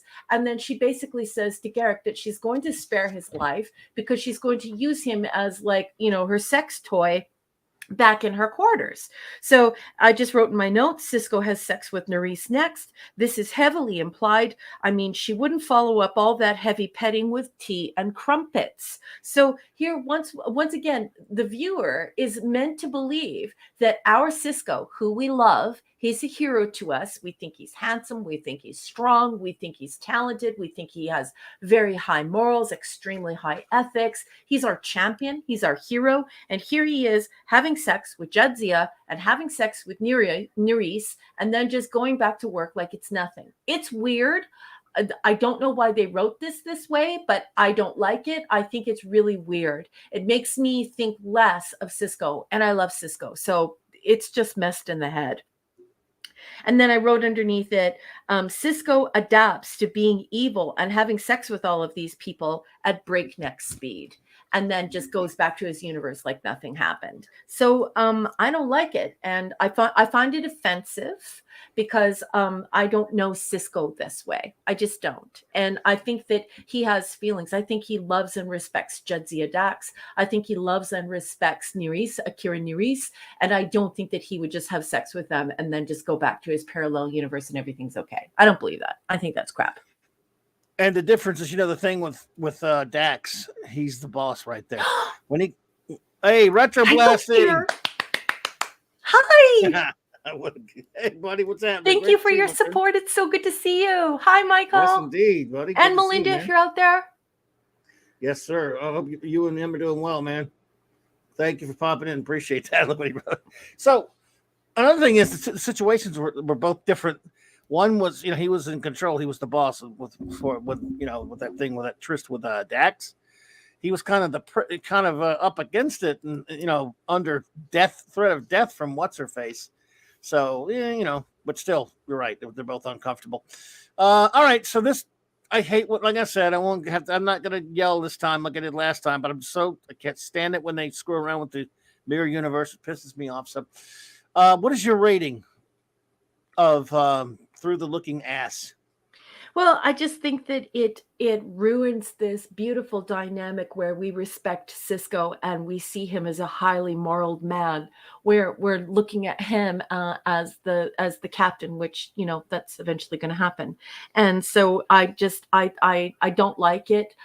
These are women who I know he sees as equals, and he has to work with them the next day. And I think that when you are making love to such beautiful women and you have such passion and intimacy, that there has to be some fallout there. So this is the writers being careless, as though Cisco has no feelings at all. And I think it's a disservice to him. And I think that doing this mirror stuff when you're a nincompoop is wrong. So it's a D- for me, boss. Yeah, well, it's an F. Automatically, they get an F when they piss me off, as you said. And they piss me off when they screw around in the friggin' mirror universe. They treat it like that's just a taxi service between two of the universes. And it's just, I hate everything about it. And especially at the end there, when he's the only woman he doesn't bang is his other version of his wife, and he doesn't tell her who he is. He just let her think he's her husband. He doesn't tell her. I was sitting there going, at least tell her, where you're from. Yeah. But he didn't even do that. So screw this episode. Boosh just put something a little bit sensitive that I can't put up on the marquee for various reasons. But I do have to say, everyone look at Boosh's comment. I totally agree. This is exactly what I'm talking about. And it implies that this sort of thing is very very nonchalant. And I think that Cisco is somebody who respects these women. And I think these women are beautiful and passionate women. And I think that there would be fallout from it. So yeah, Boosh, imagine how he felt going to work, looking at Kira, looking at Jadzia, knowing that he had, done it with both of them. And I love the way that Boosh put it. Boosh's comment is very cheeky. I can't put it on the marquee, but you got to read it because it's cheeky. I like it. Yes, indeed. So, all right, everyone, throw out your ratings and any words you may have about Through the Looking Ass, and I will bring us some Max Redstone entertainment while number one stores those. So, we ready? All right. We're ready, boss. All right, everybody. Okay. Through the Looking Glass from the master of limericks himself, the great Max Redstone. Oh joy, we're back in the multiverse, and the evil in which we must now immerse. Well, let's start over. Oh joy, we're back in the multiverse, and the evil in which we must now immerse. This is a big old poop geyser. I give out my agonizer every time DS9 brings this concept out of its hearse. Nice way to go, Max Redstone. You have shown that these people who did this episode definitely deserve this right here. Your agonizer, please.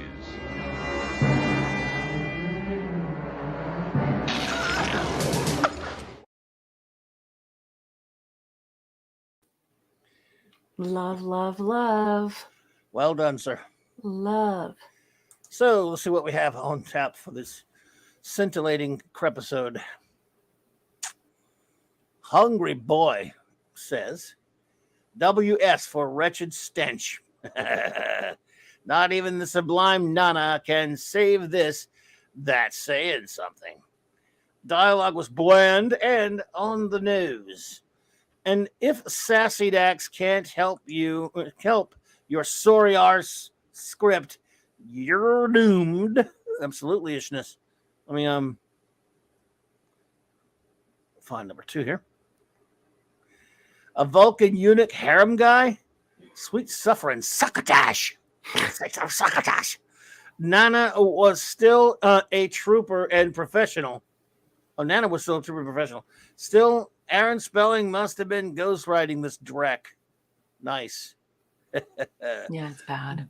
Judging by the grotesque overacting of Brooks, Farrell, and Siddig, I reckon it's safe to say the only rebellion in quotes, going on here was of the cast against the script.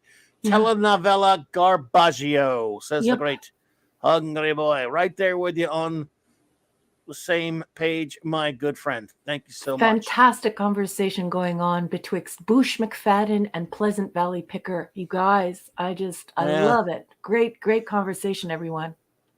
Lord Thoth says, D-. Another Mirror Universe episode that fails to meet the greatness of the original series. These could be fun, but this one was dreary, sad, no hope. I do like Garrick. Meh. Yeah, I mean, Garrick's always good no matter what. Although the plain Garrick, regular Garrick is better than the mirror one, obviously.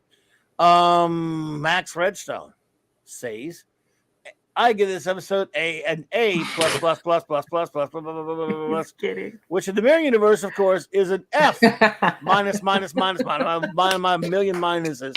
A nice mirror review by the great Max Redstone. Top notch. That was tip top, old boy. It's tip top stuff there, old boy. Wolfie says, rating D. Through the Looking Ass has a serious case of brown eye. This must be that Kardashian, I love when you do that, amusement park Ducat was talking about a few episodes ago. Why is Tuvok here? Yep. Just to throw them out there for some dumb. I don't know what their deal was with that. Pleasant Valley Picker says the alternate universe stories aren't great. Kira is so annoying. Cisco's sleazy. I did love Smiley. Yeah, Miles is always good. Yep. Smiley Miles, though. Miles is the one thing in it I enjoyed. I'll give it a C- for Miles. Good man. He is good. Yeah, I mean, he's call him mean. He's just fantastic. Yeah. Raymond Feliciano says D. Do not mess with the mirror universe. Right, yes, sir. Raymond? Thank you. I'm right there with you, buddy. I hate this kind of stuff. Yep. Mr. Angel says B. I am your dead wife, Benjamin. Dun, dun, dun, dun. Tune in tomorrow for more days of our Deep Space Nine. P.S. AA++ for Mira Kira. Mira Kira, my phone number is encrypted. Call me, please. Yeah. Oh, she was dead sexy, no question about it. Yeah, but like a cat in heat. I mean, well, look, I was following with the way she looks. It's just the episode sucks. Yeah. So, I mean, nothing. I look when people say, but so and so look hot in it. Doesn't make a story any good. I mean, yeah, I look at her too, but Jesus. My great retroblasting pal says Mirror Universe is quite often just a waste of time in Trek, only rarely used effectively. Offer a detour into a cul-de-sac. See, the thing about is you may or may not know, Michael, my favorite episode is Mira Mira. So for me, no episode other than that one is works in the Mirror Universe. I can't stand them. They always, no matter what, I guess it's a bias. I admit it, but I just leave it, especially since that first one they did, the last season where they blamed Spock for everything. It was just disgusting. Mm-hmm. So, Shooter says C. So we have a Mirror Universe episode in between a two-parter on Paramount Plus. That's just it's in between them. Weird. That's just dodgy. I don't mind these Mirror episodes, but this one isn't that great. Mm-hmm. I'm with you there. They already resolved I think it was the Cisco Jennifer relationship in the first episode. Just seems like an excuse to do a soap opera story. My evil twin brother, Tim Ross. Tim Ross is a nice touch as Tuvok. Cisco had sex with an alternate Jadzia and Kira. That has got to cause some relationship issues and feels right out of character that Cisco would do that or any of this episode. Mm-hmm. Agreedishness. Absolutely. I'm right there with you, sir. The great Eric K says D. Even the beautiful Felicia Bell could not save this earth. All around blah. Agreed. You, Eric. She is beautiful, but doesn't help. Catman says, Clobby, I give this a solid D. Another episode I didn't care for. Thank you, Catman. Yeah, right? DD. Appreciate you. JT Kirk says C+. Not great. Still 1,000% better than the Filthverse. The Filthverse. Yeah. I mean, but that is not real Trek. So the most interesting thing to me is the Earth's badge. The Earth badge Terrans are forced to wear when in service of the Alliance. Too bad it's not explored. Too bad. That's a good point. So, yes, absolutely. Enigmatic Drop Bear says F this episode. He does say F in this episode, so I'm saying F this episode. Yes. F. This episode takes the transporter MacGuffin to new levels of absurdity. Right. The ability to transport at will to and from a mirror universe is a highly problematic and ridiculous proposition. Mm-hmm. Agreed. This is a space pirates episode for adolescents and is worthy of the blue ribbon for violating Roddenberry's mandate against these types of stories. Yep. Wow, well said indeed, sir. I guess they were aiming for a humorous, campy romp. Instead, it is an inspiration for purveyors of Internet Rule 35. I hope they stop making these Mirror Universe episodes. No comment. Be so wonderful if they did. Just don't get your hopes up, but I won't say anything. Sandra Feliciano says, I agree that other than the original Mirror, the rest of the Mirror episodes are unnecessary. Indeed. Yeah, that's not a review, but I thought that belonged up on the marquee. I thought that was a good comment. I appreciate that. Absolutely, Sandra. Right there with you. Michael Beacom says, F. Why do I think Bear and Wolf had spaced off writing the and at the time, and at the last minute, grabbed the story off a table at a con and handed it in as theirs, only to discover they picked one with Kira and Cisco in gear on the cover of it by accident. I've seen those. Remember, those are the old days when the internet was on the tables at cons and all that fanfic, and had to pretend they intended that all the time. Cisco and Dax? Question mark. I got dry heaves. They make it look like Cisco is taking advantage of situation to score with alternative versions of his friends. Ugh. Oh, wait. Not a visitor topless? I take it back. Great episode. Not. Yeah. I mean, there was some eye candy in it. There's no question about that. Shouldn't feel like I need a shower after watching an episode. Fanfic actually filmed and made canon, like some of the filth jumped through time to 1994. Yeah, it's really and the thing is that they want us to believe that the whole reason why he's going to go to this parallel universe, even though he's not supposed to do that as somebody, you know, in Starfleet, is that he loves Jennifer and he wants to give Jennifer a chance to exist in another in a parallel world, in a parallel universe, because she's died. And so here we are, we see this widower, this man with this deep fissure in his heart. He loves his wife and he wants to see her have a chance somewhere, even if she's not available to him. And how do we sully that? By having Cisco sleep with everyone other than her. It's preposterous, isn't it, folks? Right. And it's just gross. Yeah. Max Redstone says, I give this a bye, Felicia. Another Kal-El one says, C-. I usually enjoy the episodes that take place in the Mirror Universe, as I always found the concept fascinating. Our Cisco's actions in the Mirror Universe goes against what the audience has come to know about the character over the course of the last few seasons. One could argue that he found himself in an unusual situation, true, but one would think that Cisco would stick to his principles despite the circumstances. This episode clearly shows that the writers don't know our Cisco at all. This was an easily skippable episode as well. Thank you so much, Kal-El. I think Kal-El wanted to do some type of revisions on those, but unfortunately we get them like delayed on the StreamYard side. So poor Kal-El, I didn't get him in. I didn't get his message in time. Right. I just received it now. He says, RM, please disregard my review. I already redacted them. I'm reposting a revised one now. And then he's like, never mind. I'm so sorry, sweetheart. There's a delay on this side. Your comments don't come up as quickly on the StreamYard side as they do for you through YouTube. I apologize, honey.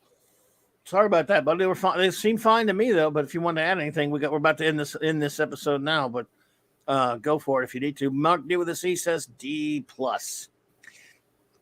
Let's go back to the Mirror Universe so Cisco can get lucky twice. Garrick has some good scenes, and we get to see Kira in some spicy outfits, but a very disappointing story. The pluses, 2 O'Briens again, and no Keiko. We only see one O'Brien, Smiley, right? Mm-hmm. Pleasant Alley Picker says this was the worst part. That was the worst part. If he loved his wife, why is he doing everyone? Agreed. Raquel would be an F if I didn't love Miles so much. Fair cop. So, are we ready to get rid of this dumb episode or what? I don't think so, because my friend Boosh, he said that his review is way up there, but guess what? We read it. Did we read it? Oh, okay, good. Because I was gonna say, like, I whatever has a grade on it, I put up, and I didn't see it. So I thought we did we read it? Oh, did we? I mean, we have to go check now. When was it? Was it way at the beginning? I don't know. I'd have to go back and check and see if we read it. I thought we did. I don't want to leave him out. Let me go look for swore. him. Let me go look for you, sweetheart. I'm looking also. So that's how it works. I thought. Oh! Here it is. Oh, you got it? Yeah. I think it's just because he put his rating at the end instead of the beginning. Oh yeah, when you put that happens. When you That put your happens rating sometimes. at It's the okay. end of what you write instead of the beginning, it throws us off sometimes because it gets so many comments. So anyway, Boo says, poor storytelling aside, the acting, good lord, Kira et al. Made me cringe. Yeah. Here's motivation.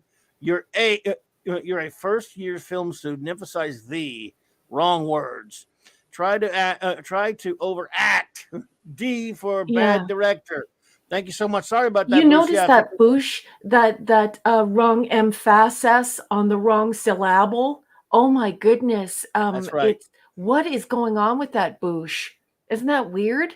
Oh, honey, don't say sorry. Yeah, It's no, okay. don't be sorry about it, dude. But yeah, I'm just telling you that does help us find it quicker if you do that. Yeah, it just helps us, sweetheart. You haven't appreciate you, brother. Committed any faux No, pas. you're We good. love you, and that was a Thank great you. review. That's and on I us.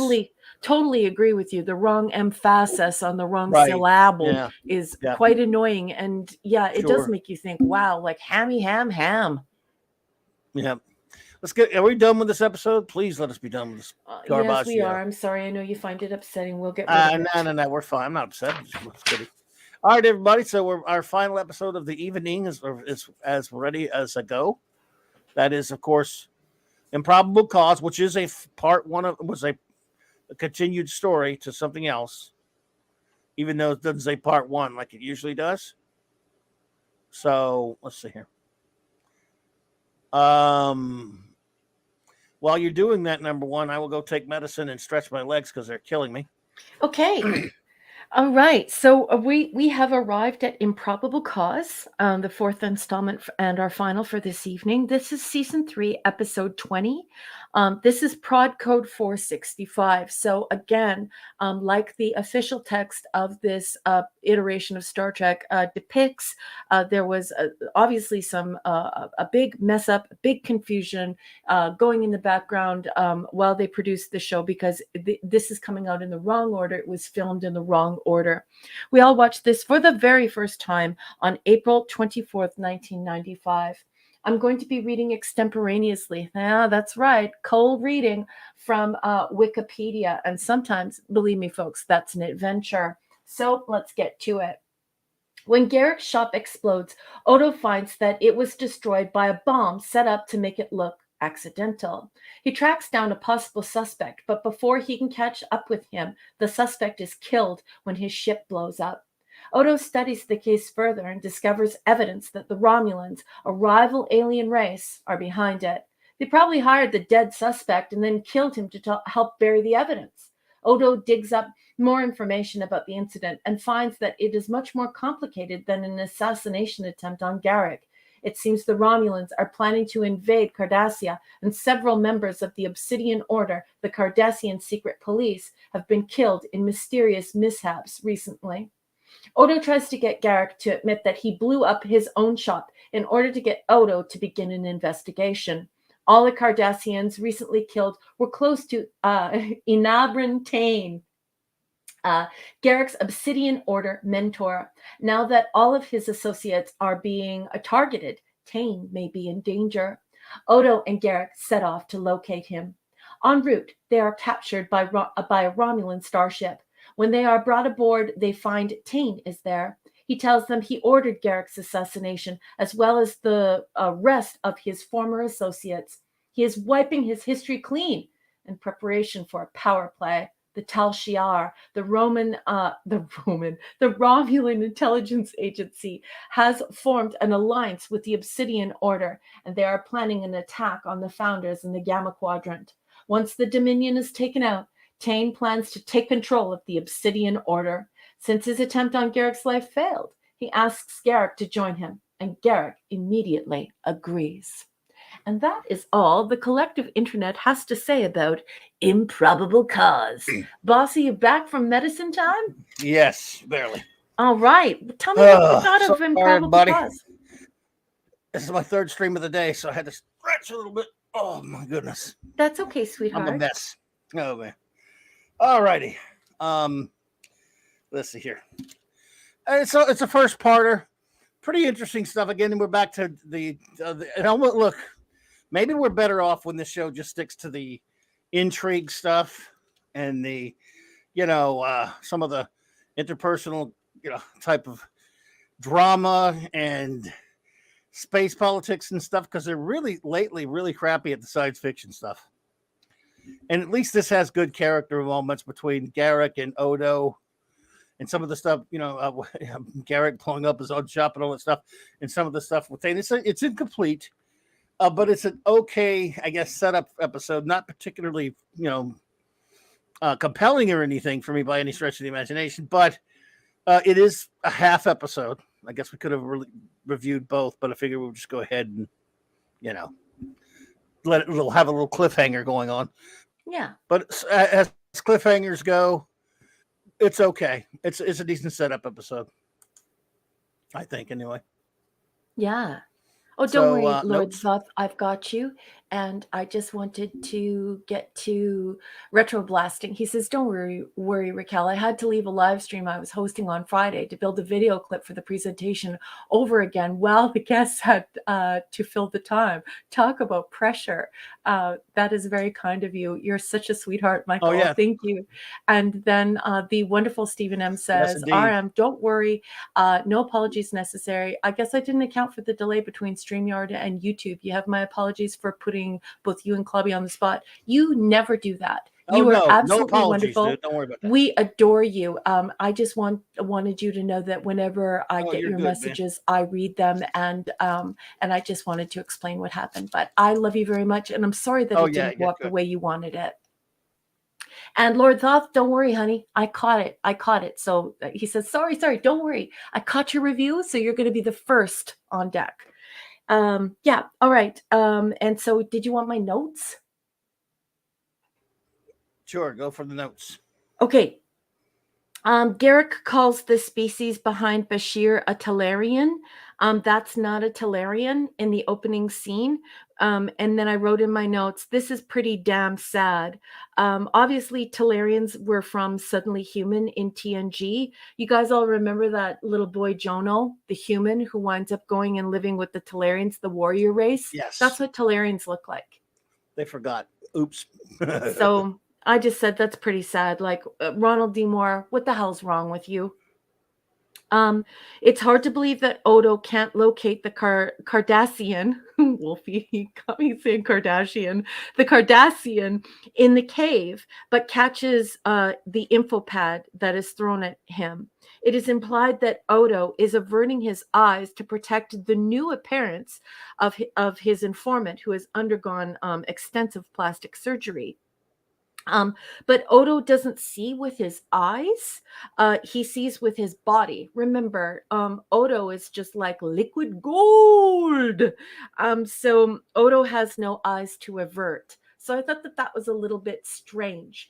They should have kept it just dark and just not done the please avert your eyes thing, because Odo's eyes they're not real. Anyway, so as a science fiction author, those kind of things annoy me. You should know your creatures. Good night, Felicianos. Good night, King Dolphin TV. King Dolphin TV. Yeah. So I didn't like the fact that they mixed up this whole thing with the Talarian, that they don't even know what Talarians are. And, that was a big mix up. And then not understanding what the founders, the nature of the founders. So this is really dropping the ball 2 times in a row in a single episode. And so Ronald D. Moore, what are you doing, buddy?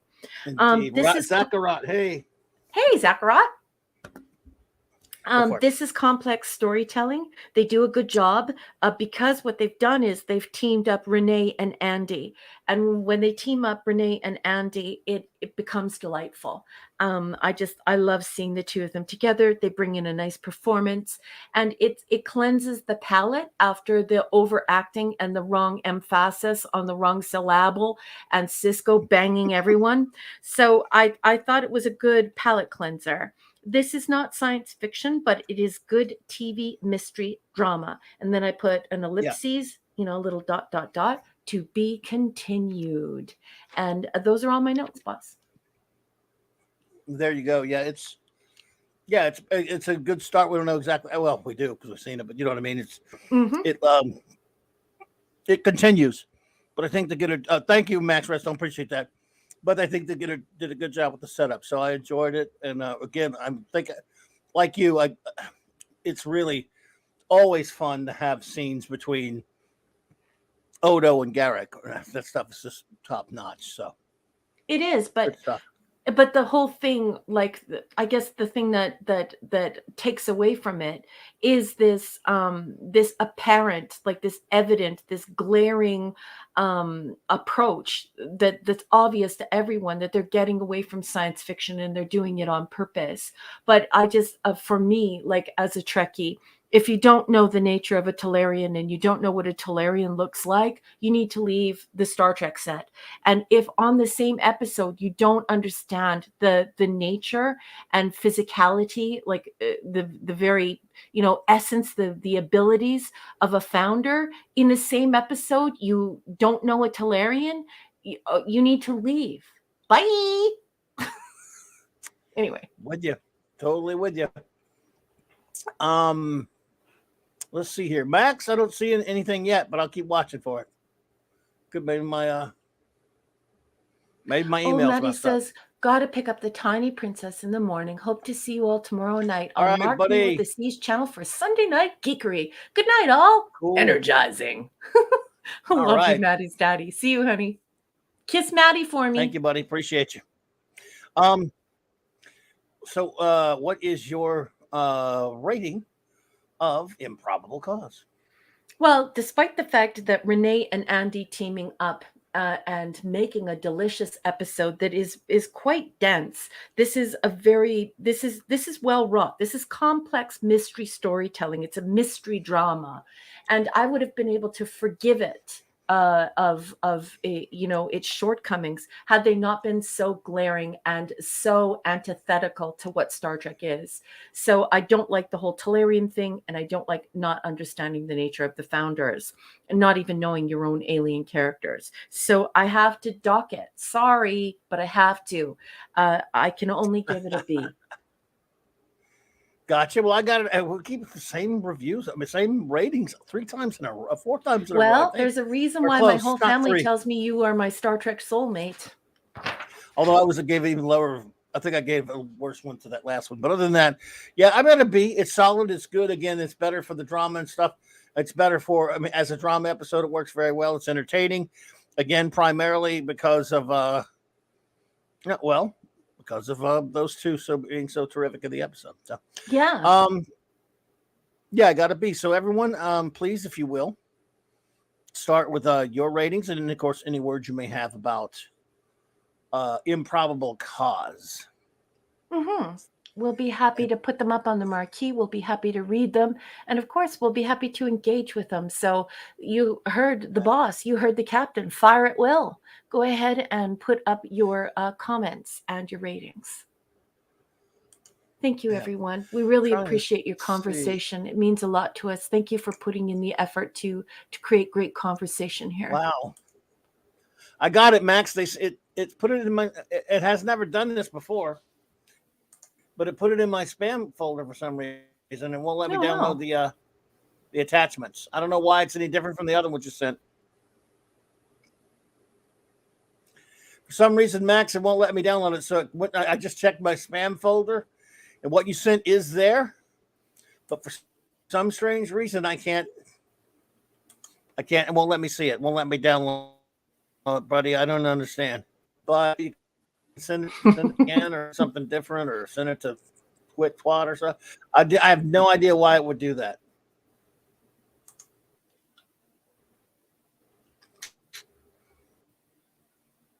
Weird. Stephen M., I love you, honey. Don't again, worry. or whatever, get it to me. Let me know. I'll read it. Yes, PvP. Phasers all fired. Huh? Oh, nothing. Just everyone's leaving me little notes here as they're putting stuff up. It's great. Everyone here is so wonderful in cultivating these conversations. You guys, I appreciate you so much. Well, maybe it was, maybe he sent something other other than the now. So Teapot Martin. let's see here. Teapot Martin. That's a good one, hon. Well, just let me know when you think you've sent it. So I'll just. If it's any different from the other ones, I don't know why I would do that. I just thought. I don't usually even check my spam folder, and I did, and there it was, and it won't let me do it. So I don't know. I just don't know. I'm afraid even I just don't know. All right, so Max, he said sent it. Good, All right, good. let me try again. Keep refreshing. All right, trying to refresh it yet again. Oh, There Eric it is is. starting a juicy, hardcore Trekkie talk. Oh my God, I love you, Eric. You are a dream come true for any Trekkie for creating conversation. I cannot doing wait what? until Clubby reads it. Oh, okay. Here we go. Ready? Ready from some Maximum Redstone. Send it as text this time. Until it's tougher to see, but I'll see if I get it. All right, everybody. Let's see. Improbable cause. A killer has Garrick in their sight, and everyone is being contrite. I say from the heart, the most enjoyable part is Garrick saying you'll do it wrong. I just blow the shop up. I'll just blow the shop up myself. If that's, I'm sorry if that's too disjointed there, but it's not. It's in a different thing he sent me to. It's not like it's not sectioned off the same way. So.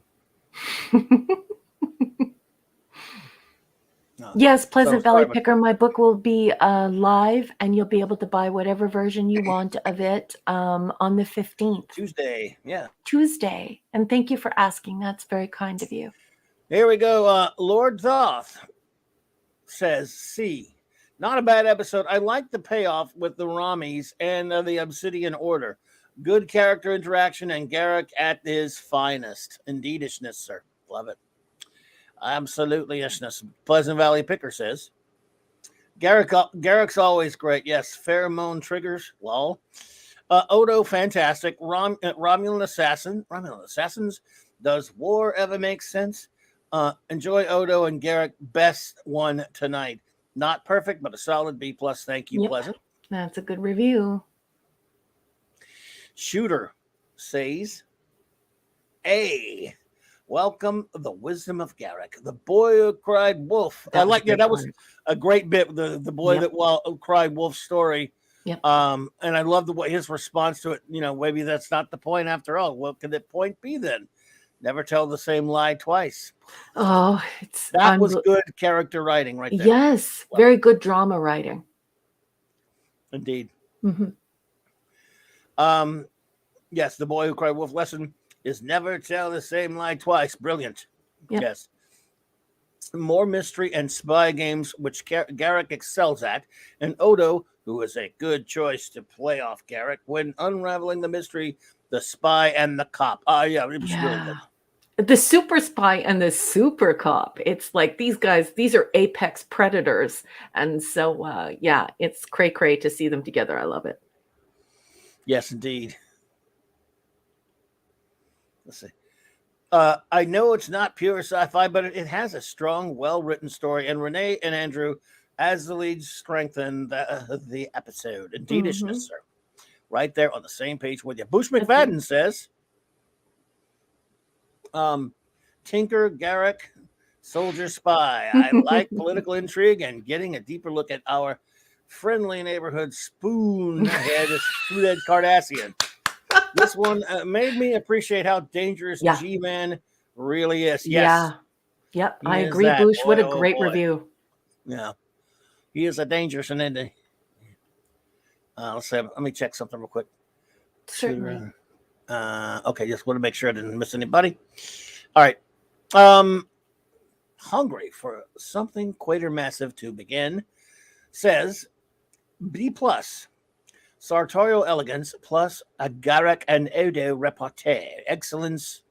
Repartee excellence, sorry. 1940s style scripting is always a treat. Yippee. Yep. Wipes the slime off of the other ep away. Oh, I totally agree. Of the other ep away. Sorry, I'm going too fast. Considering those uniforms of theirs, thank you, Odo. Yeah, doom to the pop tart. LCR. Oh, you love you, HB. You're the man. You're the man, HB. Michael Beacom says, score like the episode incomplete. Okay, fair enough. The companion, page 226, says it all. We painted ourselves into a corner so far that we had to kick out the wall behind us in order to get out more laughs. We'd really never done that before. It was frightening. Aside creative concerns, the designs to go to a second part triggered some technical complications. They thought Garrick blowing up his own shop was a great idea, then had to make up a story to go with it. Facepalm. Originally, they had Odo get away with Garrick's blackmail evidence, but ditched it last minute, which meant they had to go ahead with Through the Looking Ass, which was already in the production pipeline, sets built, and then come back and finish the two-parter. Slipshod at best. Right, Michael? Always coming through with the great info. Yeah, that text is wonderful. I wish I had it, but reading it live on air, it's just, oh my goodness. Erdman, wow. He goes on for a long time. Great stuff. A for JT Kirk, he says, Odo, Garrick, and one of my top 10 favorite DS9 lines. You blew up your own shop, Garrick? Get me amped up every time. I love the Axe body spray plus Old Spice plus Bath and Body Works scene. Oh, yeah, it was weird. That was on the weird side. Wolfie says, B so far. Romulan warbirds and Kardashian space. Pointed-eared friends. Oh my God, to be continued. Wolfie. Shooter said more. So he said about the Odo eye thing. Odo could simply act that way to disarm his solid counterpart, such as when he fakes drinking later on. Oh yeah. He's Shooter is creating a counter argument, which I really appreciate, because whenever you're editing and you're looking to continuity and you're looking to see what the reader would think, that is a very good retort to my protestations about the fact that he has no real eyes. But Eric says something about that as well. And that is great conversation when you're talking about, does this work for the reader? Does this work for the viewer? So Shooter and Eric, this is a very deep, wonderful, Trekkie conversation. And I love you both for having it.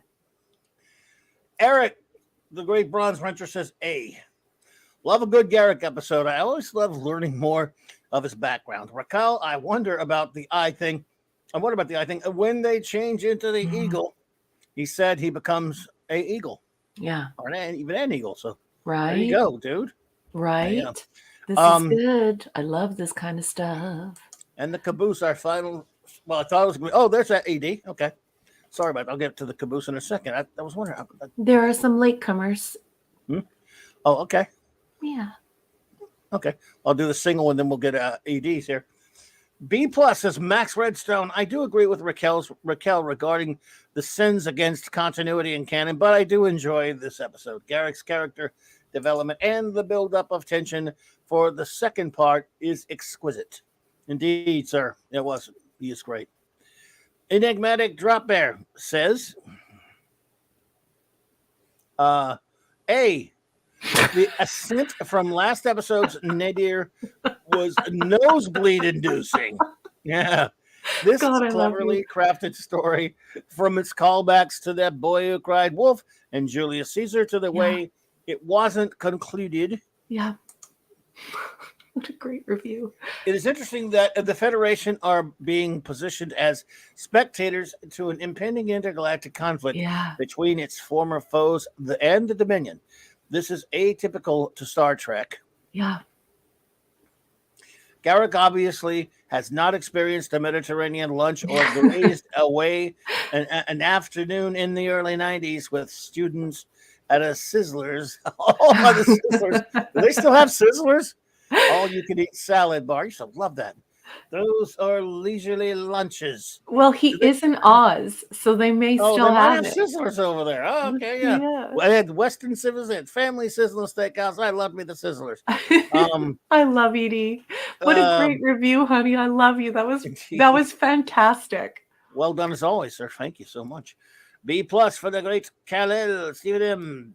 This episode does a decent job of starting to tell some of Garrick's backstory, and it was really no surprise when it was revealed that Garrick blew up his own shop. The interactions between Odo and Garrick were entertaining and enjoyable, but aside from that, this episode was more drama than science fiction.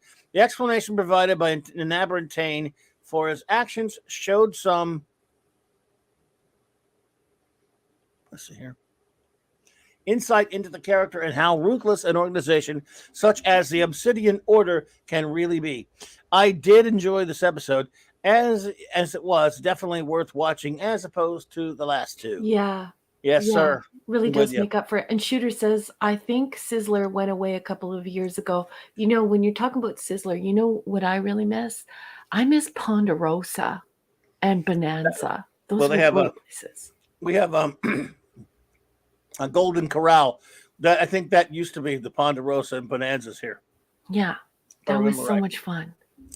And it's interesting because the show Bonanza, in reruns while it was still on network air, changed to Ponderosa. Why do I know that? Why should I know that? It's weird. The final review of the evening. The engineer, great Mark D with a C, and you can pop in. Feel free whenever you feel like it. Says B. Great drama that happens to be set in space. Garrick and Odo are fantastic together. Right. Andrew Robinson is a treasure and really elevates DS9. Yeah. Indeedishness. Love the twist of Garrick blowing up his own store and Garrick and Odo working together as a team. Yeah. Truth be told, I rated this higher. I rated this higher since I had to watch the next episode, which ties it all together and has even better Garrick and Odo stuff without giving spoilers. Well, you should not have done that. You're going to be penalized for that. An addendum to Rax Redstone says, addendum. At the end of the episode, Lieutenant Colombo, excuse me, sir, just one more thing, walks in and says, excuse me, Mr. Garrick, can I ask you just one more question, if you don't mind, sir? I know you're a busy man.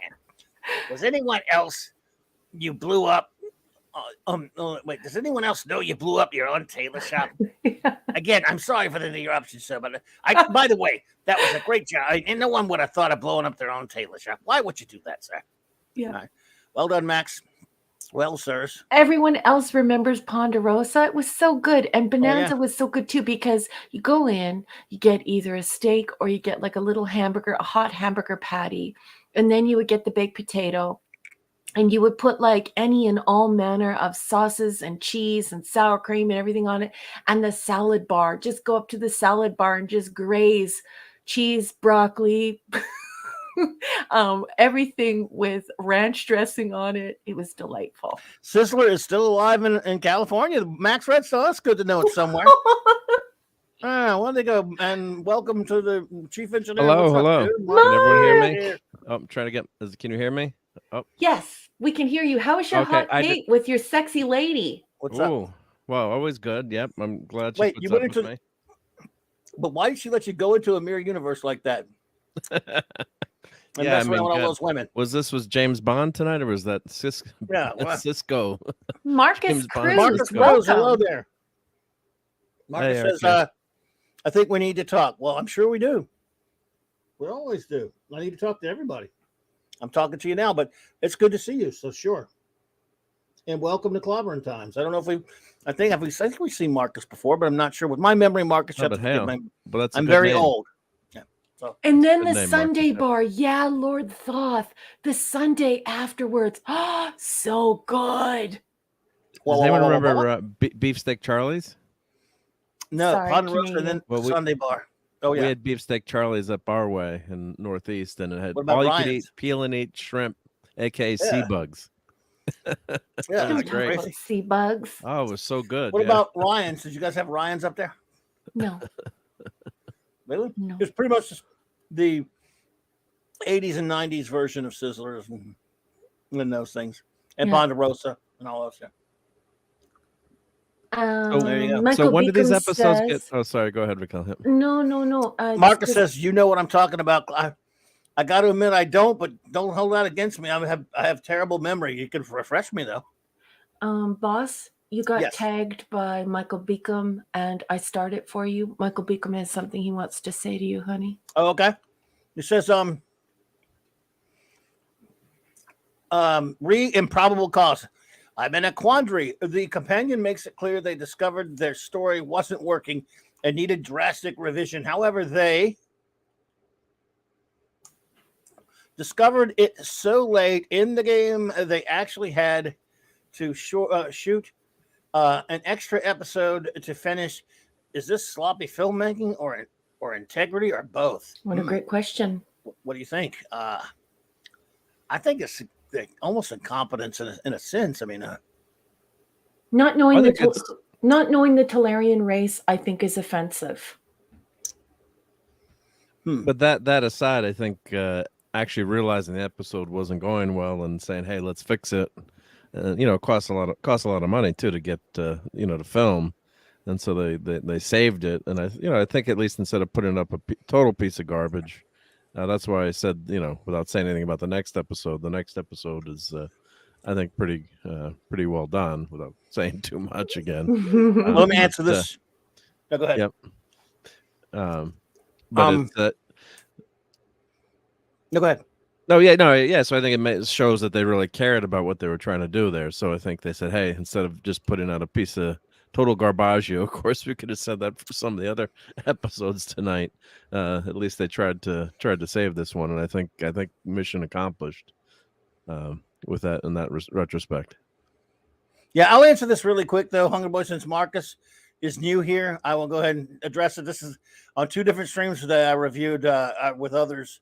Black Panther, Wakanda Forever, and Marcus. Let's see. It says it's about Namor. Let's have a debate. I don't see that there's anything to debate about, but I will answer your next one. You don't like Tenoch Huerta? I'm sorry for the pronunciation. As an actor, Clobberin Times asks. I have nothing against Tenoch. That's the only thing I've ever seen him in, and I don't like. If you heard any of my review, I said specifically about all the actors that I don't hold it against any actor. I think the script was terrible, and they gave him nothing to work with. Now, I don't, as a fan of the character from the comic books, I don't like the way they made him look. I don't like the look at all, and I don't like the change to his origin or the change to him being not in Atlantis anymore as a purist for the comics. I blame him for none of that. Man took a job. I don't know him. I haven't seen him in any other things, but everyone I've talked to says he's a fine actor. So I never criticized him as an actor one bit. He says, you all think I'm playing with you. I think nothing of the kind. I answered your question. I'm not, it's nothing to debate about, but I will tell you this Wednesday night, I'm doing a whole show about Namor the Submariner and about his history, different things like that. And I may touch on the movie, but I'll tell you this, at no time did I insult the actor. In fact, I always stick up for the actors and say, hey, look, if they have a script that's not any good, and in my opinion, they didn't in this case, I don't blame them for anything. So that's, and again, this is a Star Trek show, but you're new here. So I understand, and I had no problem answering that for you. Yeah, that ain't Namor. Like Lord Thoth says, he's a fine actor, and that ain't Namor from the comics. And there you go. I mean, a lot of people would tell me he's a fine actor. I certainly believe it. Yeah. So, yeah. Anyway. Well, my son saw it today. I haven't seen it yet, but just real quickly, he said he started to fall asleep in the middle of the movie. He's like, and he's more of a Marvel normie, and he's like, yeah, a lot of it was very boring. He said, and he said he was disappointed without getting into it. I haven't seen it yet, so I can't comment on it. But he really loves the Marvel movies, but doesn't really know. Don't call me a bad dad, but he doesn't know the history of the comics that much. Although I did buy him as a kid, he did read a lot of comics, but Yeah, so I think that's where people are. Yeah, you never want to pick on. I shouldn't say pick on, but if an actor does give a horrible performance, yeah, you should critique that too. But if he, if he's given a bad script, and then no, a lot of, like you're saying, it's sometimes not the actor's fault. Marcus, I didn't want an Aquaman ripoff. Namor, the Submariner, predates Aquaman. He came before him, for one thing, historically, not movie wise, obviously. But so no, I didn't want to rip off of that. But then again, you could accuse Aquaman of doing the ripping. Yeah, but it's a topic for another stream. Yeah, a topic for another stream. Like I said, yeah, Enigmatic Drop Bear was talking about that production mix up. Just the we'll go back to that. onto Star Trek, and I sure love what Enigmatic Drop Bear said here. He says it goes to show that a story can be recovered, and that there is really no excuse in present times for putting rubbish out. The streaming model has taken away. I think he means to say the time pressure imposed by network TV. Yeah, and that really was the scary thing about network TV, is being able to have that episode ready. There was a time when I worked in broadcast radio, and there were times when I wanted my stories to be a lot more developed than they were. But when you're pushed for time and you have to get that stuff out on air, it definitely changes the quality. And certainly that is a contributing factor, Enigmatic Drop Bear. And we appreciate your comment. Terrific comment, Edie. Well done as always, Ed. Sorry about that. I was eating a piece of ice cream cone. Oh, well, that's good. Why not? I'm allowed to have ice cream at the end of the show. No, I should never be allowed to have ice cream.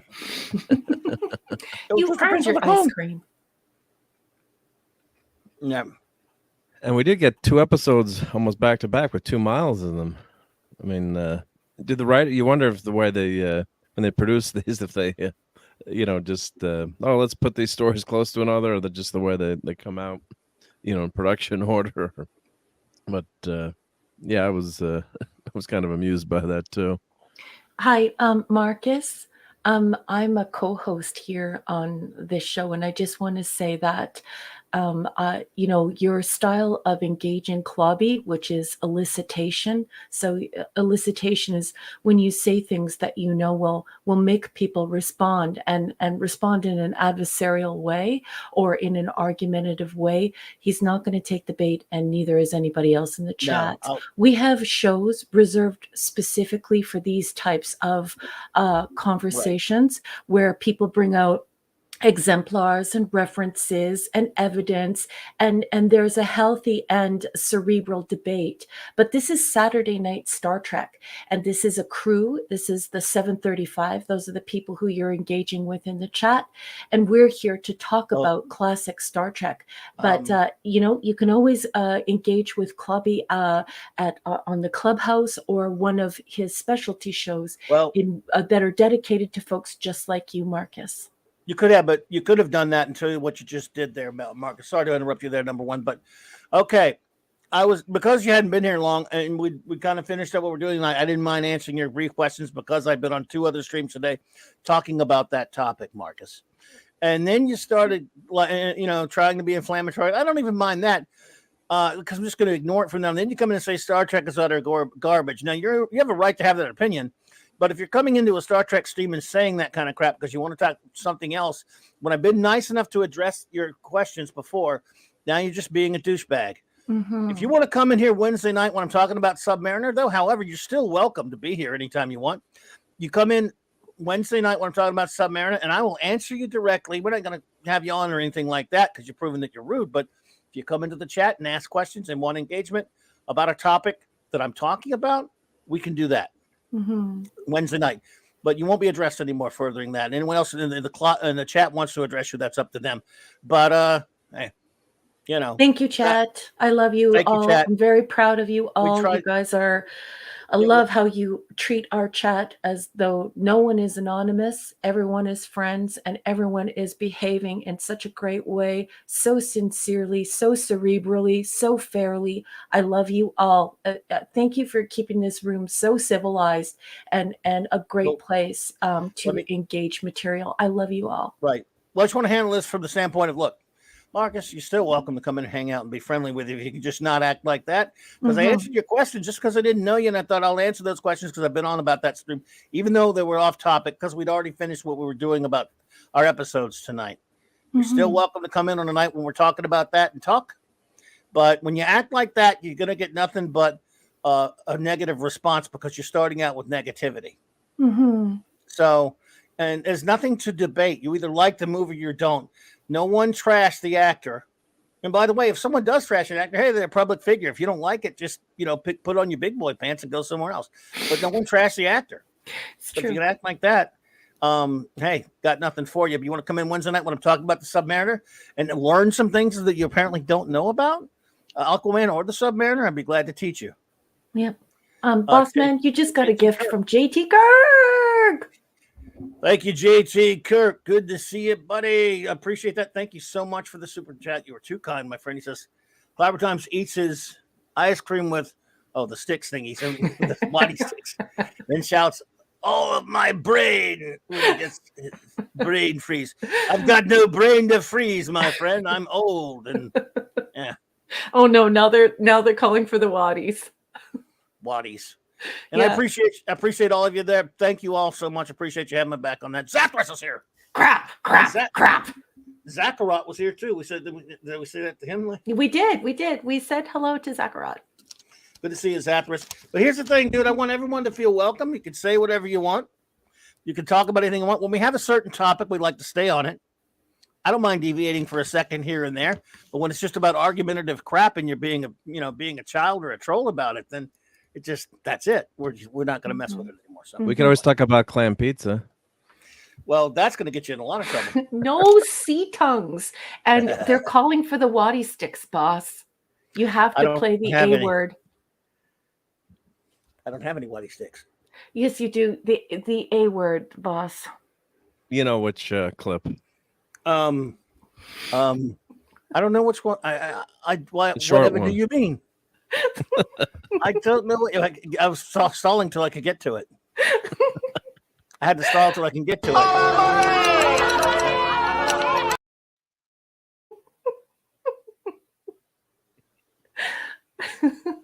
Shooter. Member for former Moraine. Yeah, thank you for that, Mark. By the way, and Max Redstone says, "I wish Clobby loved me as much as he loves Wesley."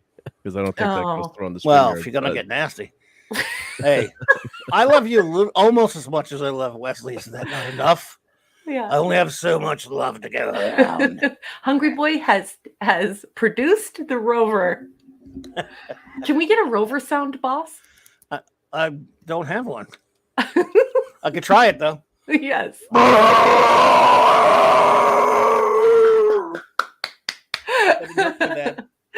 Perfect. Where are you? Now, where am I? Where am I? You're in the village. What do you want? Information. Dial 911 or 411 or one of those 11s.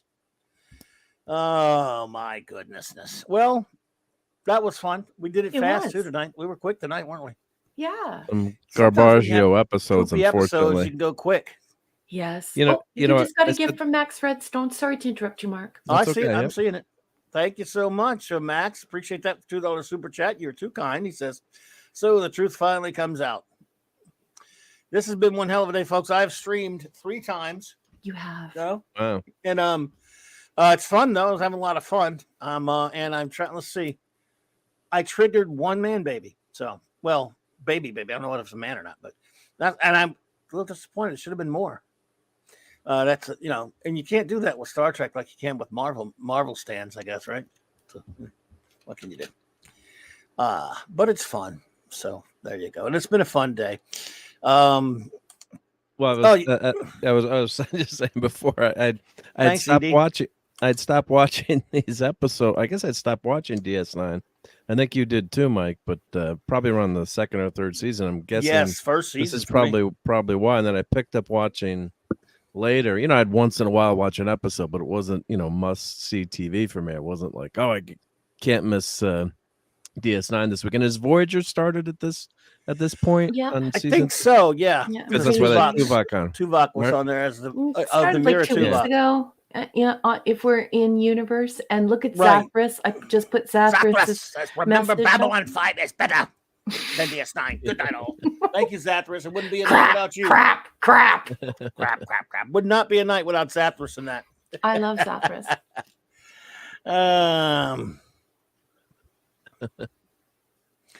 JT says,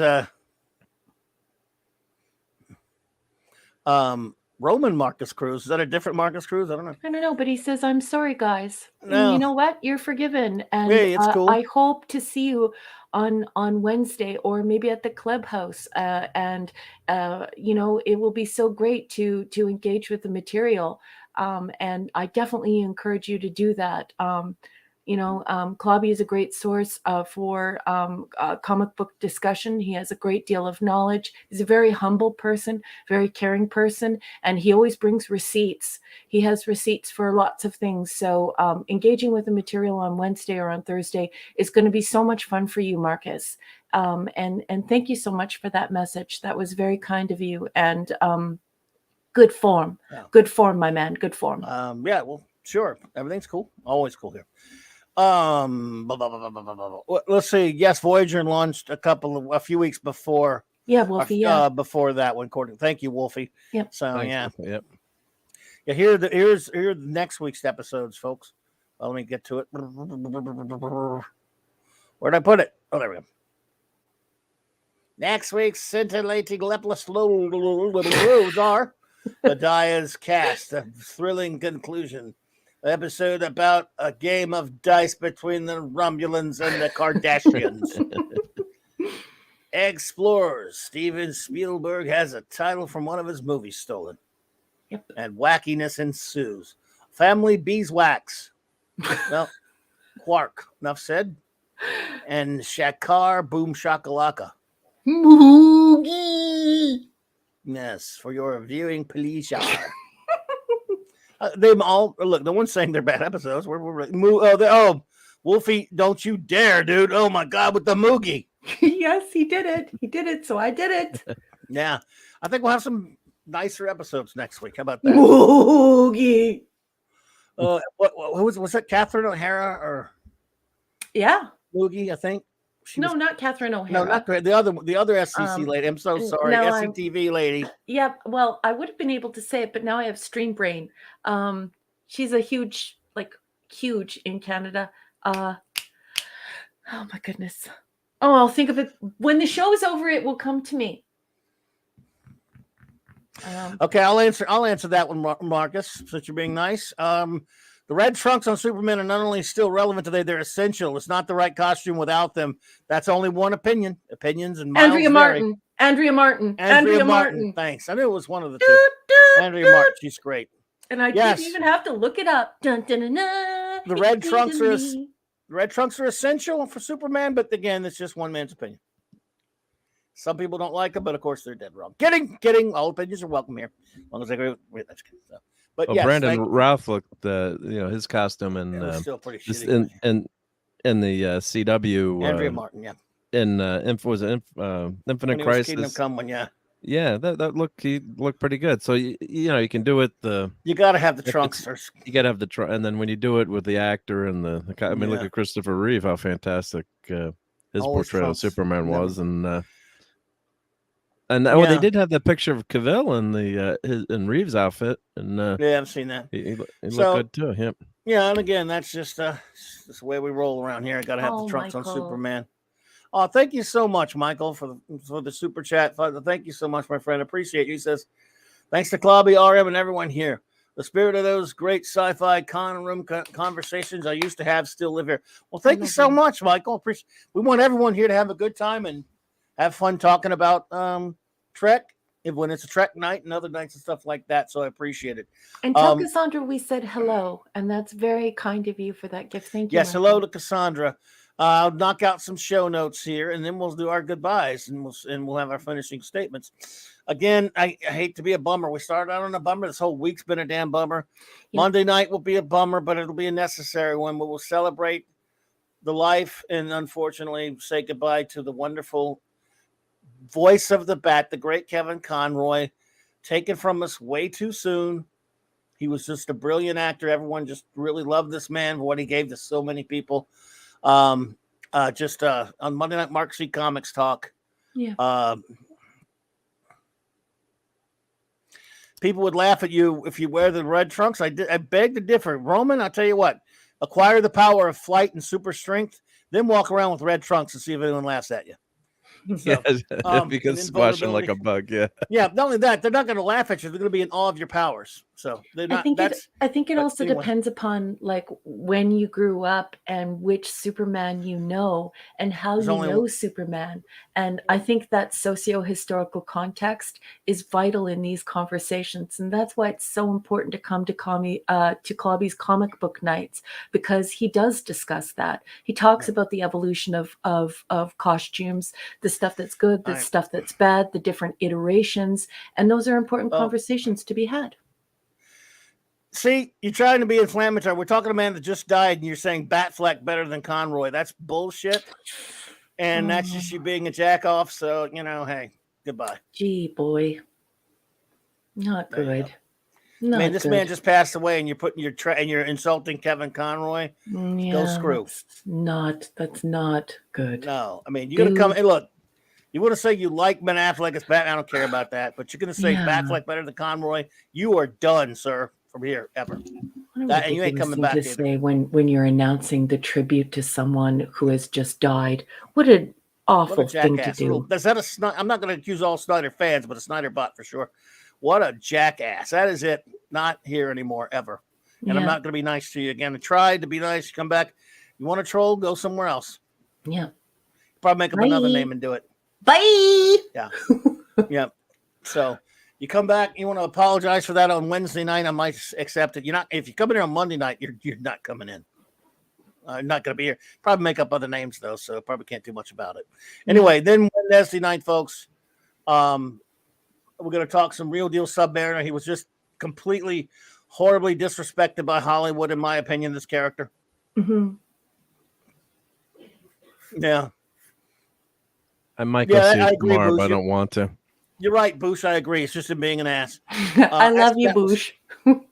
That was over the line. That was just, you insulted. I don't care if you say you like Ben Affleck. Who cares? Or if you think the trunks are goofy. We're comics fans. We can goof on each other about that kind of stuff.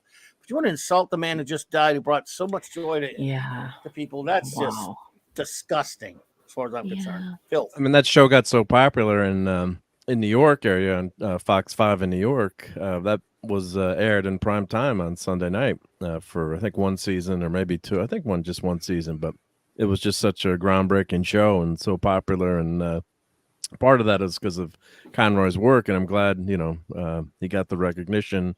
Didn't come instantly, but years later, it's great to see all these voice actors. And now I think with the internet and social media, you get to appreciate their work and know who they are. We all know who Mel Blanc was, but without the internet, I don't think Kevin Conroy would have been known as well. And of course, he went to conventions, but you can connect what a talent. Way. Yeah, you connect with them and you put the face to the voice. And sometimes I have to say, I don't like the celebrity casting of actors in cartoons.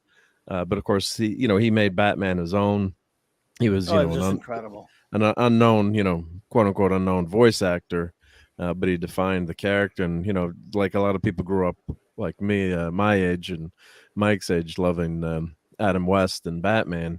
For a lot of people, and my kids, that Batman animated show, that's their Batman that they grew up with. And God, I keep saying we need a Batman TV show, but that is our Batman TV show. And I should have bought that Blu-ray for $25 when it was out a couple of weeks ago. But he was just so great as Batman, and you are acting as a voice actor. I got the Blu-ray. Yeah, you really are. You really are acting. I mean, this is not easy to do. When you you hear some of these cartoons, or you hear bad voice actors or things that aren't directed well. But God, you hear that voice. It was just his voice. It's just you heard that fantastic. Story that was just going around, like he's done this so many times here. A lot of places where he was at something for first responders, a big charity thing many years ago. Someone tells this story back in the early 2000s or whatever. And he was helping, like, with helping out there and doing charity work out there. And he started talking to the guy. You sound familiar.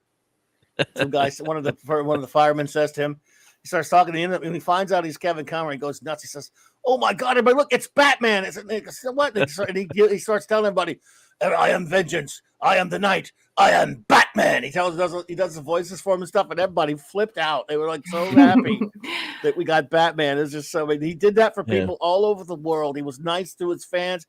Look, this guy was as nice to his fans as any celebrity as you're ever going to meet. You will not hear a bad word from anyone. Everyone who's met him says he's just so incredible. You should have saw our good buddy Loki had him record. Now he obviously paid him to do a recording for a good buddy Michael, Mexican Iron Man, for his birthday. That's right. That wasn't that long ago, right? Yeah. Yeah, and so we played it.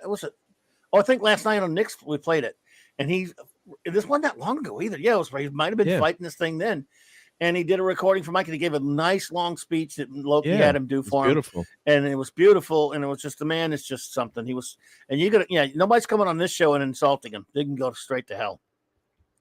So but that really aggravates me. And I'm not going to let it get to me, but it's just, so anyway. And F cancer too, I agree with that. F cancer, indeed. This is horrible. And it was too many people. Apparently this was short. They say it would come on quick. I know. 66. I mean, he didn't look good the last few times I saw him, but that's why you never. People were making fun of Chadwick Boseman for the way he was looking late in life, and then it turned out later he was suffering cancer. So just never pick on someone for the way they look or what. You never know what's happening, and people can be, especially with the interwebs, people can be vicious. But imagine Chadwick having to deal with that. I'm thinking of him because, of course, obviously he unfortunately passed away from cancer. And having to deal with that, and people are making fun of how you look, and you're fighting for your life. So but he was a really great Kevin Conroy was a great guy, and he was so talented. That's why we all remember and love that portrayal. And we're being robbed of any future. I guess they were going to try to bring that show back, and it didn't happen. But it's going to be tough for anyone else to fill that. Those Batman animated shows. So. Boosh. Yeah. What's that? Look at Boosh in the chat. God, I love him. He's so funny. Yes. Indeed. Wait for Brie Larson all you want. I mean, unless if she passes tomorrow. By the way, if she passes away tomorrow, I'm not going to make fun of her then either. We wouldn't. Of course but not. It is funny to make fun of her feet. Yeah, well, of course. Anyway, so Wednesday night, everyone, if I'm going to have pay some respects to a character from 83 years old that's gotten treated like garbage by Hollywood this past week, in my opinion. So we'll do that Wednesday night, and everybody. And thank you all for being here with us tonight. I will before we'll say our goodbyes in a second. First, I want to tell everyone Tuesday is the big day. Our wonderful first officer, her book is being released. Congratulations! And thank you, Mark. We're going to do some streaming on it. We're definitely going to do a live stream about that in the afternoon or the evening, early evening, something like that. And we're going to make a special day of it. We'll do it again later at night or whatever. We're going to definitely, and of course, not just that day. We'll do other days where we talk about it too. We'll do it on Wednesday night. We're going to do it on Thursday night as well. We're going to talk about that book, and we want to get the word out there because Tuesday you'll be able to order it. It'll go out on sale then, or that'll pre-order, right? It'll be pre-order.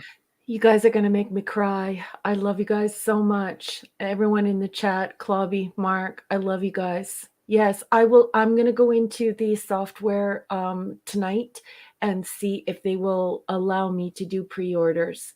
And if that is possible, when do you guys want me to do that for then? Maybe Monday night will be the pre-order? Rod Thunderheart, you came like you we said you can. were going to. I Oh, love you, Rod. Rod. I didn't see- where's Rob? Where is he? I don't see him. Rod Thunderheart's in the There he chat. is. Rob, what's Is up, buddy? Yeah. He's a friend of mine from Alberta. He's also an author. Anyway, it's nice to see you, Rod. Thank you so much for being here, honey. Yeah, so Hey, I Rod. guess if they do allow a pre-sale, I'll do it for Monday then. Oh, and yeah, sorry. just let me know. Yeah. JT Kirk has a member message. He says, Raquel, is there any way to get an autographed copy? Yes. I could order it for you and then send it to you. That would be very, very expensive, but I mean, I could do it. JT Kirk, get a hold of me on the twits, and I'll try and arrange something for you. Okay, honey? Adidasness. Well, there you go. All right. Well, we're gonna have that. We're gonna definitely get that. It's gonna be exciting starting this next week, Monday. And well, we'll talk about it Monday, of course. Obviously, we're gonna promote it then too. But you got the big Tuesday's the big day to start promoting it because that's the big release date. So, and we're gonna promote it way beyond that as well. And unfortunately, I will not be around on Thursday night because the charity dinner that I'm part of helping to organize and doing the program book that kept me off last week. I think Is we're that gonna night. have to find a new clubhouse guy. He's always gone now. Yeah, he's always doing this charity stuff and man, what's wrong with donating his time. Don't ever We're more change. important than charity. I love you just the way What you about are. What about our charity? What about your charity? Right? Yeah. And Well, then my see, the thing computer about you, almost- Mark, is that you don't do your life doesn't happen on through social media. Your life happens in real life, and you are civically engaged, and you are always giving back to your community and those in need, and you always want to be there for everyone. So we're Thank really you, proud Raquel. of you. So you're going to be missed, but at the same time, I'm so proud to know you, and I'm so glad that you're in your community affecting change and making a difference and just being a star. You are a true star, and we Well, I'm adore not a you. star, but thank you. But You know what I have that's to a say nice about that? charity. Over that way. God damn it, Mark. Jeez. That's much better. That's much better. Sorry, go ahead. You continue, so Well, it is a I- charity that we give out scholarships and we donate money to local teams for for gear for the athletes because the schools don't public schools don't cover everything. So we a few weeks ago we donated a blocking sled for the linemen on the football team. So there's a lot of things that and the scholarships are great too for kids who are in need who want to go to college. We give, it doesn't pay for all of school, but it pays for, little chunk, or maybe they can buy a laptop and help, pay their tuition You are a and help. star, honey. You're a star. Well done. Oh, thank you. But and then of course my computer today kept rebooting endlessly. And over the last week it's been going, and I wiped out my computer today, and of course it turns out it's still. Well, I reset Windows, and of course you erase all your apps, and so this is the first time I got my mic working. But then it turned out I don't think that was it. I think it was an old label printer I had that was went bad that kept making Windows crash. I'm hoping that's it because since I disconnected that printer, the computer hasn't crashed for a bunch of hours. But if I disappear suddenly, it's it was so frustrating. It's like you're in a deadline. You gotta Roger Boston would say, I gotta finish this 150-page program book, and my computer reboots every 30 seconds. It's not so good. Yeah. Well, there you go, man. Well, thanks for being here with us and hanging with us. And thank you all, everyone. We're gonna say our goodbyes now to our wonderful friends, of course. There is again the great Mark D. Who was here with us. Our crew members, the anti-derivative Jill was here. Mm-hmm. And of course, I think she had to run, but I don't know. She did stop by earlier. Thank you, Jill. Lord Thoth and Lady Thoth. Yo, buddy. Avon lives. Long live the Legion, brother. Thank you for being here. Our fantastic wrenches, of course. Our good buddy, the great Eric K., our fantastic bronze wrench. Always love you. Great to have you. Thank you so much for being here, buddy. Great conversation tonight, as well as, just, keeping the chat together. I just love you so much, and wonderful, wonderful comments tonight. Love you, Eric. And of course, he had to run, but we always shout out the great Chris Persia, our Vindicator wrench of the North. Hope you feel better, my brother. Big vibes out to you, buddy. Bad migraine. Guzzle water, cold cloth. We love you, and tell your dad we said hi. Indeed, buddy. Hope you're feeling better. The great Wrench of D. Bud Martin. Hello, sweetheart. Thank you for keeping everything together tonight. We appreciate you so much, and thank you for your great conversation. Thank you, buddy. Appreciate you. Who else is here? He was here earlier. J-Man, buddy, by the way. Had a fantastic time hanging out with you and Sean, reviewing the movie. You got to suffer through a movie. At least it's good to have. Did he like it? What do you know? He liked Highlander too. I mean, I know. You never know with the J-Man now. But even right? He hated it. So he and Sean, now we helped each other's misery there. But hey. But anyone, good J-Man forever. There you go. Shooter, thanks for being here tonight. Pew, pew, pew, pew, pew. Brian Hepburn, thank you for being here tonight. Brian. Phantom Outsider was here earlier. Fanty. JT Kirk. JT Kirk. Always good to have you there, buddy. Michael Beacom. Shout out to Cassandra as well. Hope you're all having a great night tonight. Thank you. Be seeing you. Be seeing you. Kal-El, buddy. Thanks for being here, soup. Stephen M. And don't be ridiculous. You did not do any faux pas tonight. You are always perfect. We love you, and don't worry about it. It's always a tangle when we do all of those replies, and we love it. We love it. It's a little bit of a tangle, but it's a tangle we enjoy because what great conversations you all make. So you have nothing to be sorry for. Clobby and I love you. Don't worry about it. Classic Comics. Thank you, buddy. Good to see you, man. Glad you're here. The great enigmatic Dropberry D. Thanks for being here. Thank you always, man. You were terrific tonight. Thank you for the conversation. Steve Mitchum, Maddie's daddy, buddy. Thank you. Hope we get to see you tomorrow night on the Geekery. Drive carefully, honey. Boosh McFadden, thank you so much, man. Appreciate you hanging out with us. And no, there was no second Highlander movie. No, there could be only one. Mark would like that. That's what our friends would always just say. This movie does not exist. There's no Highlander 2. Yeah, that was like a running gag. Lemon pie. Could you say? Lemon pie. Good to see you. The Catman, aka Dee Dee Myers, and be well, you and your wonderful wife. Catman, hope you both do well. Matt G was here. Thank you, Matt G. Night, Matt. Your Muslim uncle popped in earlier. Thank you. Thank you for being here. YMU. Hungry for something Quatermassive to begin, aka the great artist of CLOBBERIN Times, Hungry Boy, buddy. Love you, HB. Can't wait for Tuesday. Absolutely. Tyrell 72. I hope you had a great night at work, my friend. I hope we did okay for you tonight. And just thank you so much for always being there, my friend. We love you, and we love entertaining you, and you're just a terrific guy. And thank you so much for joining us, and we'll see you next week. Mwah! That reminds me, all of you who lurked tonight, thank you so much. I lurk sometimes myself. Really appreciate it. And anyone out there who is listening to this on a download or a rewatch, whatever they call it, I'm never really sure, so I say it both ways. Thank you. We cannot tell you again how much we all appreciate it. Thank you. Thank you.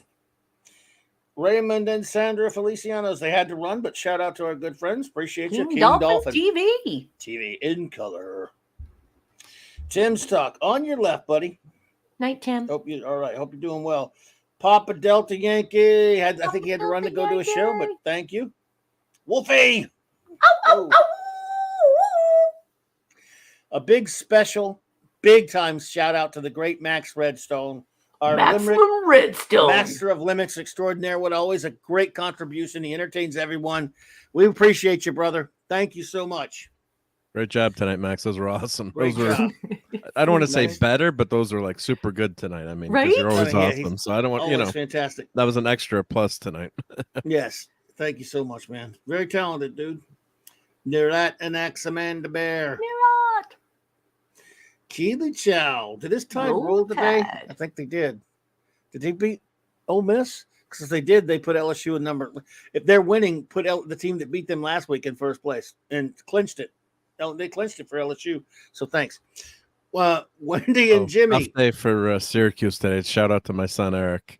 That was a bad loss today. Shout out to the offspring. 38-3. Sorry, Eric. Wendy and Jimmy, thank you for being out there. Good night. Midnight's Oblivion, thank you. Good night, Midnight's Oblivion. Thank you for showing up.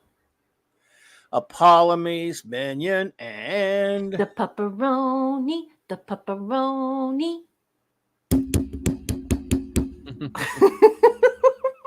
I tried.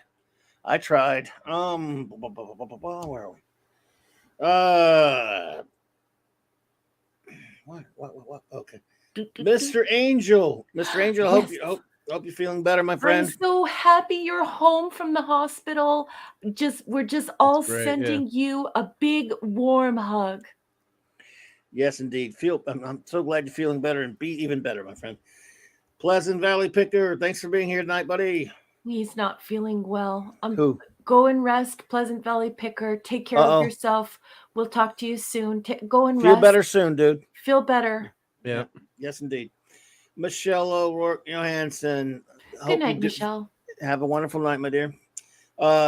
Cardinal Sin, buddy. Thank you again for that. Cardi, I hope you're doing well, brother. Love you, Take Gil. it easy, man. Be good, Gil. Captain James T. Skywalker. Have a great night, sir. I'm always honored to have my great retro blasting friends here. Thank you so much, bro, for popping in. I hope you and him are doing well. Love you, my brother. Hope you're doing great. Zachariah.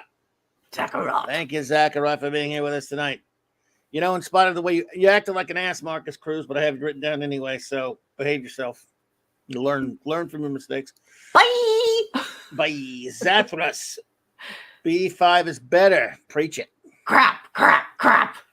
And finally, the great Rod Thunderheart. My friend. Great to have you here, sir. So thank you all, everyone, for being here with us tonight. I want to thank, of course, our great chief engineer, Mark D. with a C. And Great please go thank you. Join us at the Geekery tomorrow night at 10 p.m. Central, Eastern Standard Time, rather 10 Eastern. And watch his channel. Go check his channel out, subscribe to it, and of course, go watch the shorts he makes and all that good stuff. Yeah, I just had. Just gonna say quick. Yeah, last short we mentioned Veterans Day, and thanks to all the veterans out there who served our country, you, veterans. Protect our country. So my last short was General Patton. GI Joe figure, which is a really cool 12-inch figure. So check that out. But more importantly, thank you to all our veterans from November, or we celebrate on November 11th for all that they give back to our country. Thank you indeed, veterans. Absolutely. And thank you, my wonderful first officer, RM Commander Briggs. Looking forward to this big week. Thank you. And we can't wait for that big week next week. And speaking of which, please check this out and get ready for November 15th. Good night, everybody. And Clobber Animal!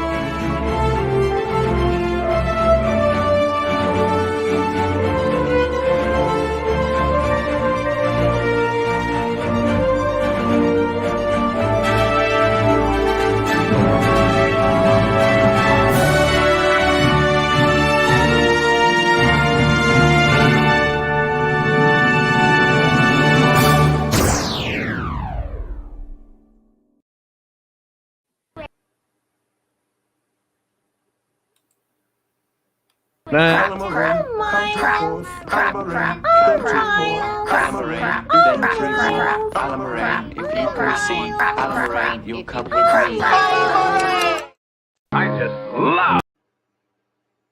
I just love clobbering time.